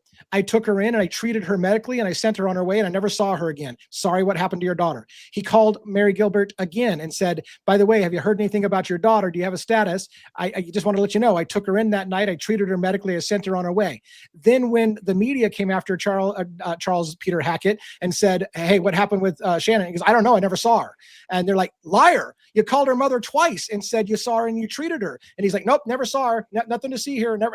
You guys are crazy. No, I had no interaction with Shannon Gilbert. So at a minimum, John Ray is going after Peter Hackett for hampering the investigation, lying to the law enforcement, lying to the media, saying he had no idea about Shannon Gilbert while calling her mother and saying, hey, have they found your daughter yet? Just want to let you know I treated her that night and sent her on her way. So that's what the gist of what's going after. I believe John Ray knows damn well Peter Hackett's lying, and I mean, there's no question. And so he's now going after him for hampering that investigation. And I hope that goes well. It's going to potentially rip the Long Island serial killer case a new ass, because it's a side tangent. They'll never talk about that in the trial of Rex Heuermann, but it is related to the case, in my opinion. And Shannon had met Rex Heuermann before, and that's on an affidavit. So do any of my panelists have any interest in LISK, or is it just me? And do you have any comments at all? Oh, no, I have big interest in LISK. Actually been following this for a long time. And I think that even though, like you're saying, a lot of this stuff may not be brought up at the Heuermann trial, I do believe, and I fervently hope and pray that this will somehow bring about justice for Shannon.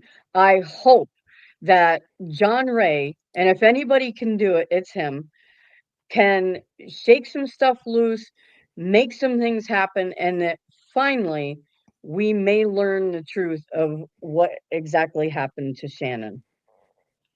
Yeah, me too. I'm very hopeful. Like you said, I think if anybody can do it, it's John Ray. He's kind of a pit bull with that stuff. Not everybody's favorite attorney, because he keeps going after the questions that they don't want asked, which is why I love the dude.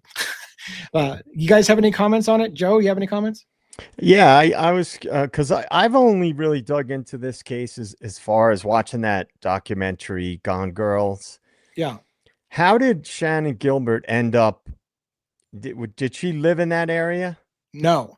Okay. Shannon Gilbert was No. allegedly a call girl, did escort services from New Jersey. She worked for a company John Ray discovered called Lace Party Girls. They would bring her out to Oak Beach, a private gated community. John Ray pointed out that people think that Shannon Gilbert was a low-priced prostitute of like $200 or $300. Her rate was more like $3,000-$5,000 range, because she would come potentially with drugs to high-end clients in the Oak Beach area where there's doctors and people behind a gated community. So she was not from that area, but there's indications that she had been there before and that she knew the people that she'd had run-ins with them before. Rex Heuermann may or may not have been there. We don't have any proof that Rex was, but she has had a run-in with Rex Heuermann before in the past. So that's a little bit of background there.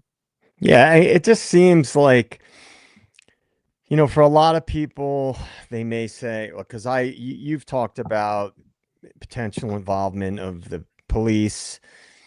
And I'd be inclined to agree with you that there was somehow police involvement. It may not have been widespread. It might have been just people that knew Rex Heuermann and they were involved in, swinger parties and things like that. But a lot of people would say, oh, that's crazy. Cops would never do that. A lot of these cases, I think a lot of people have a hard time understanding how so much shit can go down, so much shady stuff.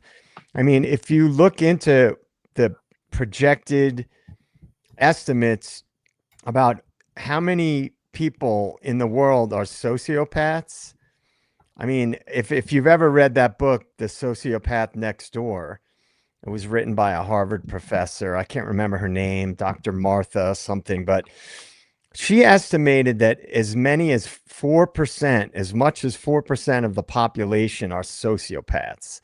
Now think about that. You're going to ruin my weekend. I mean, yeah, 4% is a lot of people, right? Yeah. And for those who may not know, but I assume a lot of true crime people know this stuff, sociopathy is, they essentially don't feel remorse. Their brains don't register empathy. Literally, it's been tested. So the things that you or I or decent, normal people could never even fathom doing, a sociopath, it doesn't register with them. And I've said many times, I know we talked about it on Deep Devils. I had a class that was taught by a former FBI special agent, and he said that they believed among the FBI and high-level law enforcement that a lot of CEOs and high-level politicians are sociopaths. And that's how they're able to do some of the things that they do. Yeah, so for sure. I mean, in all these cases, and this one in particular, if cops, there could have been a few cops that were involved, and that's just enough to bury a lot of things and to obstruct a lot of investigating. Yeah, and I believe that the evidence is there, and I won't waste everybody's time right now, but I believe the evidence is there that cops were involved, that there's a history of police officers and Rex Heuermann partying together that's been documented by John Ray. It's a deep rabbit hole that I can't wait to try to share with people and hope they get excited about. It's going to be a monumental case next year, in my opinion, and it's going to have huge implications. I love exposing corruption and all of the lies and mainstream media narratives where they try to tell people how to feel about things. That's what I'm all about. I play devil's advocates with their bullshit narrative of this guy's a horrible person and I hope he goes down for it, instead of saying, but what about the corrupt cops that were covering for him? What about the DA that's covering for him? What about like all, not Ray Tierney, by the way, in case you're thinking I just accused Ray Tierney. For those who know the case, I'm not saying Ray Tierney is covering for him. Just want to clarify that. But the point being is that there's a lot of shit in this case that has huge amounts of corruption. So I want to turn our attention for the last few minutes here to Charlie Kirk and a few things. One of which I want to play. I want to start with a video that I really. So they're talking about gag ordering the Tyler Robinson trial. And so they're already making motions to gag order the thing. However, in this case, what they're trying to gag order that we're talking about is politicians continuing to come out and tell you that Tyler Robinson's guilty before he ever sets foot in the courtroom. And so here's a good example. I think that hopefully I can bring this up on stage and play this, and hopefully you have audio. It's not too long, and I think there's at the very beginning, there's a good argument for you can't fucking say that shit. If you're a politician, you can't say that. And at the end, listen to when a reporter or somebody says, hey, isn't it inappropriate for you to just say what you said? And he's like, I don't give a damn. Like he literally doesn't give a damn that he's saying prejudicial bullshit. So let's listen to this article. It's pissed, obviously it fires me up. All right. Developing now, attorneys for accused Charlie Kirk assassin Tyler Robinson will soon ask a judge to modify a gag order in the case that could potentially keep any witnesses from talking, including political leaders, many of whom have already made statements. One of those leaders includes Utah Governor Spencer Cox. In a news conference following Robinson's arrest, and you can see it right here, Governor Cox said in part there was one person responsible for what happened here, and that person is now in custody and will be charged soon and will be held accountable. It's just one of the comments Robinson's defense teams call prejudicial. Our station KUTV in Salt Lake City asked the governor about that claim. Do you believe prejudicial public statements by government officials in any way jeopardize the state's ability to allow for a fair and impartial trial by comparison to other cases, other persons accused of serious crimes? And what precisely is the apparent need to offer up comments of guilt in this particular case pre-trial? I don't have any concerns. No. Yeah. So there you go. As a governor, I'm going to say there's only one person responsible for this. He's in jail. He will be held accountable before he has his trial. And then when he asks, hey, doesn't that sound prejudicial? I really don't care. I don't care. This guy's guilty. So there you go. That's your officials. Like, should they be doing that? But then you have to ask yourself the question, do we want a gag order put on anybody? Should he have the right as the governor to say, yeah, Tyler Robinson's the killer. I hope he fries. Or is it, what do you guys feel about that? What is it? What are your thoughts? Oh, I'll be repeating myself if I say anything. Do it. Well, it's obviously it's not going to be a real trial, so the guy can say whatever he wants because this was obviously an operation. I mean, DA, I long for the day when there's a case that we talk about that's not an obvious operation, so we can actually talk about the merits of the case. But in this case, just like the other two, I'm starting to think all these high-profile cases are operations. I mean, dude, you think everything is an op, and I think everything's an extraction. What the hell is going on here? We're consistent. I think everything is a narrative bullshit. So we all have our wheelhouses. Yes. Yeah, I mean, it's just, they obviously, these cases, it's a fair and impartial trial with the way the media has total license to say whatever they want, to convict people in the media, and there's never any pushback at all. And the sad reality is, and I'm sorry to all the normies out there, I love you, I have a lot of friends that are normies, and the media is not obligated to tell you the truth. They're not an official source of information. Many people have gone through their life thinking the news is some official certified source of information. It's not. It's a business that is in cahoots with the government and the intelligence agencies, and always has been. So their whole job is to shape narratives and public opinion, and that is literally what the media is for. That's what they are paid to do. So I don't watch the mainstream media, and I would highly recommend, if you want to start noticing things, to all the people that still watch the news, I don't care what outlet you watch, stop watching it for a few months and then watch it.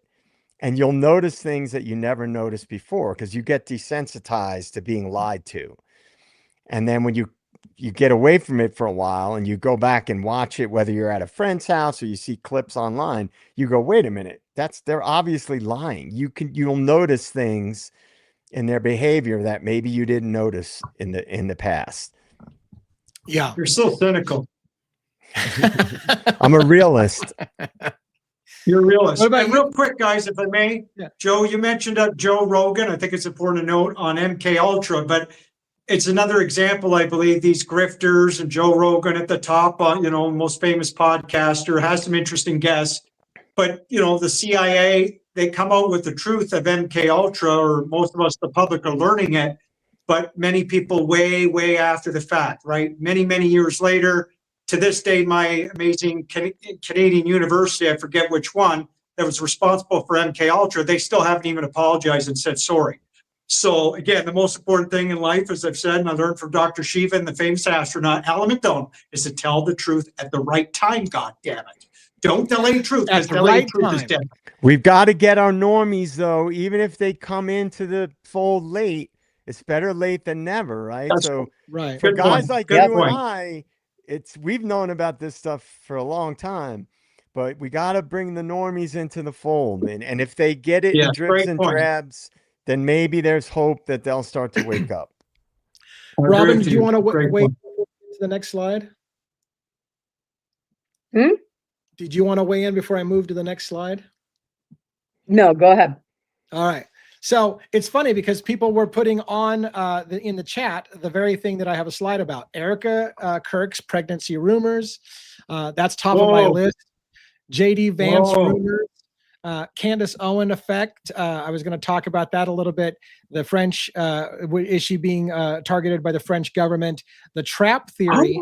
rabid fans who treat her word as gospel. So really the last three bullets there are under Candace Owens effect. So pregnancy rumors are abounding that Erica Kirk is pregnant, well pregnant. It may not have been Charlie Kirk's baby. There's all these rumors out there about JD Vance and how Erica was groomed to be JD Vance's wife at some point, but that didn't pan out. And so she became Kirk's.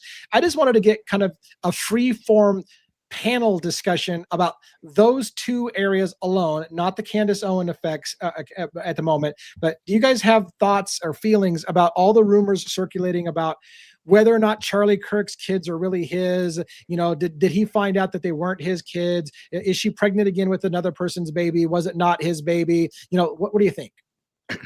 Well, the CIA is known down through history to kind of run in families and to, you know, have arranged marriages and relationships and so forth. So I'm not sure if she was handpicked specifically to be, you know, JD Vance's, although he's involved with the Heritage Foundation and they're known for doing some of the same type of thing. If you ever watch any of their training videos, the women on there look pretty much like Stepford wives. So it could be. So it's a really interesting dynamic, and to my way of thinking, not totally out of the realm of possibility that something like that could have happened. What about you guys? I know Estes had his hand up, so you want to go next? Sure. I can't help it. I have to admit it now. I had a dream several nights ago that that Erica Kirk and I had a baby, and not just us, but Kirk as well, his kids, and we were frolicking on the beach. No, seriously, we were frolicking on the beach under the sun. It was beautiful, and we were protected by the WITSEC program, that Federal Witness Security Program that protects confidential informants, government valuable assets. Think Erica Kirk, Charlie Kirk, in my opinion, very valuable government assets. Our kids were protected, and we were living a beautiful life, and I hope I have more dreams like that. Thank you, Erica Kirk. Well, I appreciate you sharing with the entire world your sexual fantasies. That's fantastic. That it takes really a brave man. I love that. It's awesome. I'm just curious. Well, never mind. I'm not gonna go any further on that because I'm inappropriate enough. I don't need to do that tonight. But that's very good. How about you, Joe? I saw you laughing the entire time you said, "Yeah, you know." Estes, you trying to tell us something, man? Did you have some interactions with Erica Kirk at some point in time, man? Is that what you're trying to say, Papa Estes? We may have played tennis a few times. No, we didn't play tennis. You know, look. Yeah. Erica Kirk's family comes from the security state. I think it's pretty widely known now. And I think that in that world, like Robin said, it's very common to pair people together, or it's been done forever in intelligence. They have attractive women that get close to powerful people. I mean, that there was that movie Red Sparrow, you know, in Russia, they were called sparrows, where they would have these attractive women that would get close to powerful people. And, you know, same premise as like a honeypot type of a situation. But you connect these people in that world that are connected to that security state, intelligence world, the military industrial complex, when ultimately billions and billions of dollars are on the line, because you're talking about a Turning Point. Again, I'm speculating. Turning Point USA has a very wide reach with the young people. She was introduced to Charlie, from what I understand, through powerful people. Right. She was a pageant. You know, she was into pageantry and stuff like that, right? So she's obviously someone who wanted to. Go ahead, Estes. Sorry, she was mailed an invitation for that pageantry, which is very, very odd. You know, most of the time you're a model. So she was very well connected even from the get-go, I believe, on the pageant system. But sorry, go ahead, Right. Joe. So you bring people up through the ranks, and an attractive woman, her family's connected. She's been exposed to powerful people. She had that nonprofit Romanian Angels and all these different things. She would have been rubbing elbows with the international business set and the intelligence world through her family. I think it's highly probable that she was introduced to Charlie because he was a guy who was getting a lot of power and a lot of exposure. And perhaps you keep close to people like that, right? You want to be able to have somebody close to them and to either monitor them or to also steer them in many cases, right? And so if that was, again, speculation, if that was her scripted role and Charlie is gone, if he's gone, or at the very least, even if he was extracted and it was a totally fake operation, he's out of the picture of Turning Point USA. So, it's very plausible that if she was in fact an operative, that she's going to get attached to somebody else now that's in a powerful position. So I think that stuff is highly plausible if you understand the way that world works. Yeah, and it's going to be interesting to see, in my opinion. It's funny because we're not really talking about the alleged assassin, which is part of the thing I wanted to talk about. But I don't want to go forever tonight. We're already at 2 hours. But the lack of footage of Tyler Robinson turning himself in should be a huge red flag. You would have thought that would be all over news, him turning himself in with his family, coming into the police station. There's apparently no footage of that whatsoever. We've heard nothing of Tyler Robinson practically at all for a long time now. And then all we hear in the news is Erica. She's starting a new TV show. She's going on campaign trail. They want her to run for the White House. They want her to marry this person. It's like it's all Erica all day, all the time. What happened to Tyler Robinson's trial? It's very interesting to me the way that this whole thing is being carried out. I want to finish with a couple thoughts and then give one more shot at people that can get into the drawing for the free hoodie tonight, or not a free. I guess you're paying a raffle, so you're not completely free. But I want to talk about the Candace Owens effect. I should have said Owens, right? Is it plural Owens? And I just left off the S. Yeah, it's Owens. I can't believe I left off the S when I'm typing it. I keep repeating it because I'm reading it. And I'm just such a good reader that I'm reading it the way it's on screen, even though I did the typo. And it's Candace with an A. Oh my God. Oh my God. So I need Robin to proof my freaking slides, apparently.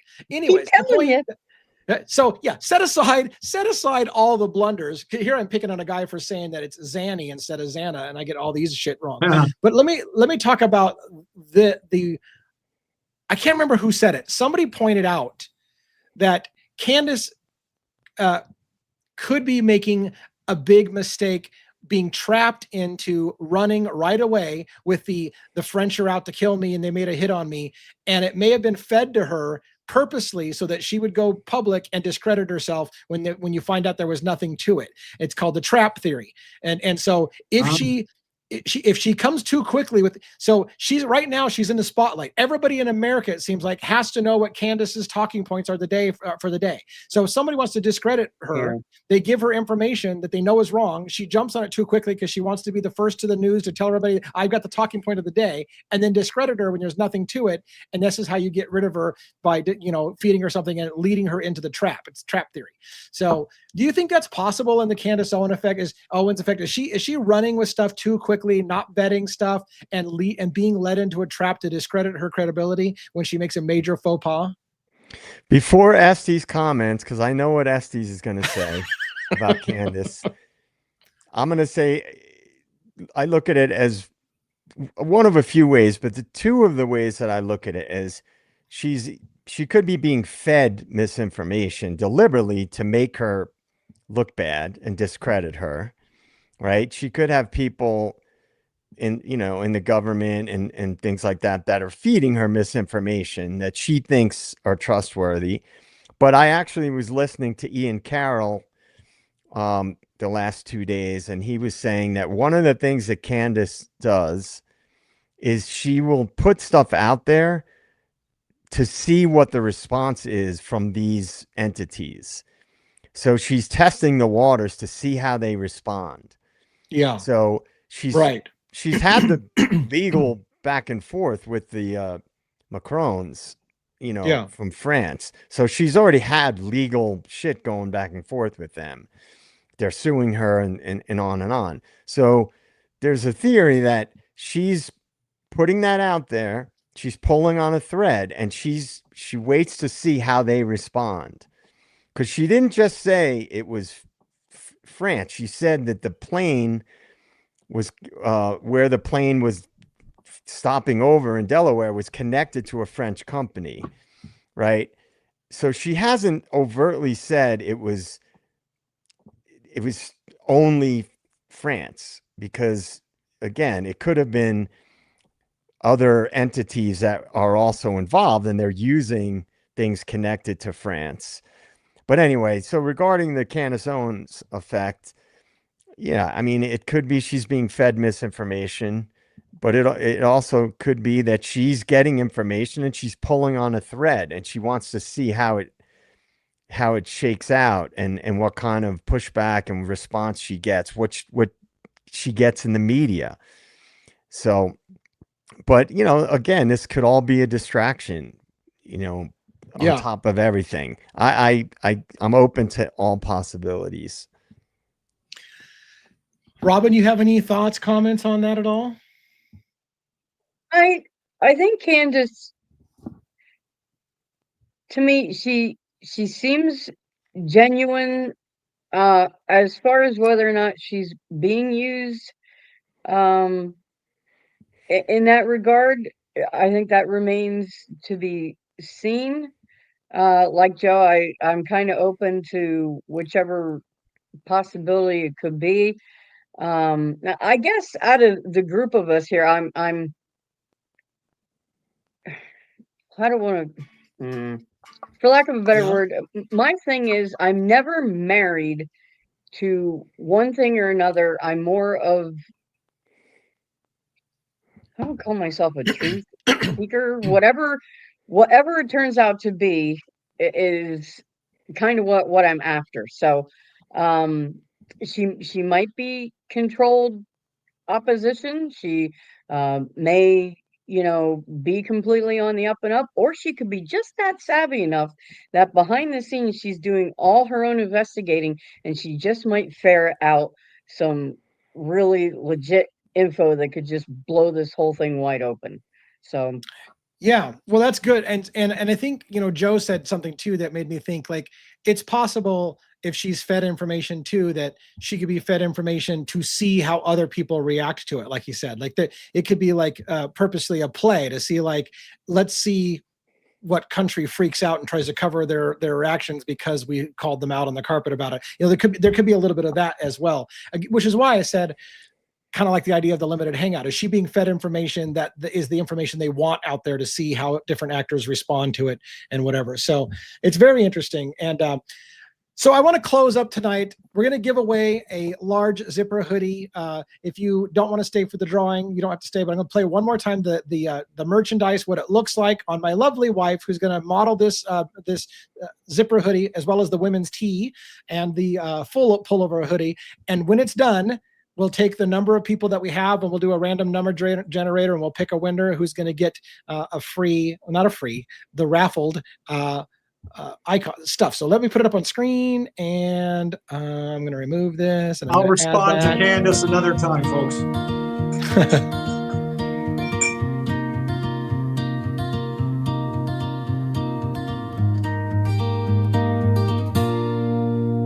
Is it real or just a dream? Can I tell you what I've seen? Pretty much at 4 a.m. a man appeared in All right, so there you have it. Last chance for $4.99. I said $5, but for $4.99 super chat or higher, you can get entered into the raffle. We got 6 people in here, and that's if LiveScan 2002, who had gifted memberships, wants to be in the raffle. That wasn't clear because they gifted a couple of memberships, which certainly puts them over the dollar amount for the raffle. But do you want to be included? So if LiveScan's still here, I just want to clarify if you want to be in the raffle for that drawing. And then we got to figure out a random number generator. I can probably do it on my phone and just tell it to give me a number between, or I can, right now it's exactly 6. If I had a 6-sided dice laying beside me, I could roll the dice and tell you the number. And Robin, I don't know if you have a number generator to do this for us on the fly. No, I don't know how to do that. All right. But there's a YouTube random number generator. I just don't know how it would work. Yeah, see, this was a quick.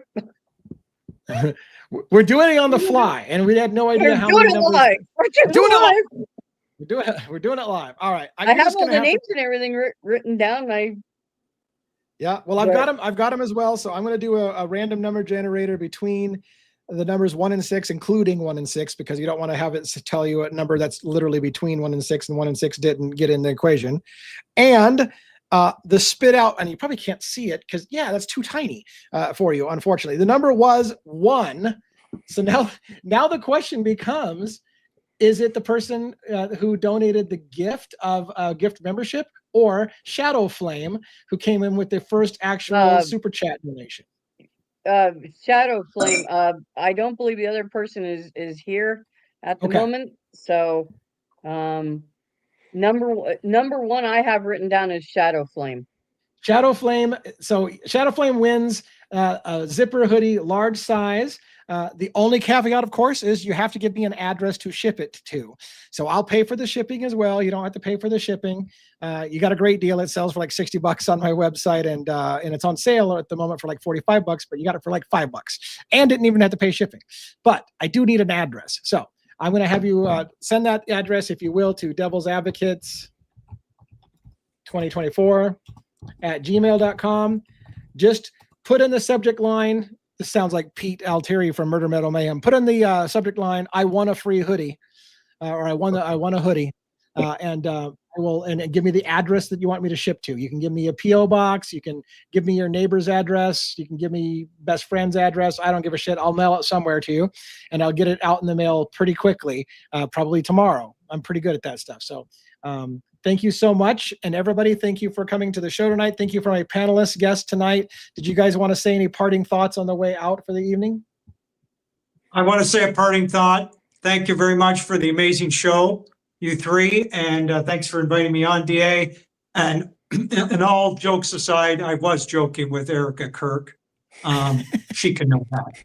But we're putting pressure on a lot of these people, these cases, I should say, to provide, again, truth and transparency. We're not going to get it from mainstream media, as DA falls and is able to articulate each time with these cases so well. But that's why it's up to us to do our best and get help from other researchers, which I'm thankful for at times that I get help from other researchers. So thanks a lot. Yeah, excellent. Anything from you, Robin or Joe? No, thanks for having me. I appreciate it. Good times. All right, perfect. Robin? Yep, just want to thank everyone for coming out and spending the evening with us, and hope everyone had a wonderful holiday, and I hope you continue to have a wonderful holiday weekend. And thanks, Jason and Joe, for, just always love being here with you guys. And Lee, you're okay. You're okay. Yeah. I can't type and spell for shit, but I'm okay. I'm all right. Yeah. All right. Have a great night, everybody. You three. Thank you so much. You as well. Later. Well, of course, you're doing the Thanksgiving in Canada. But yeah, thank you. Good night, everybody. Good night, Dan. Nick, See good you night. soon.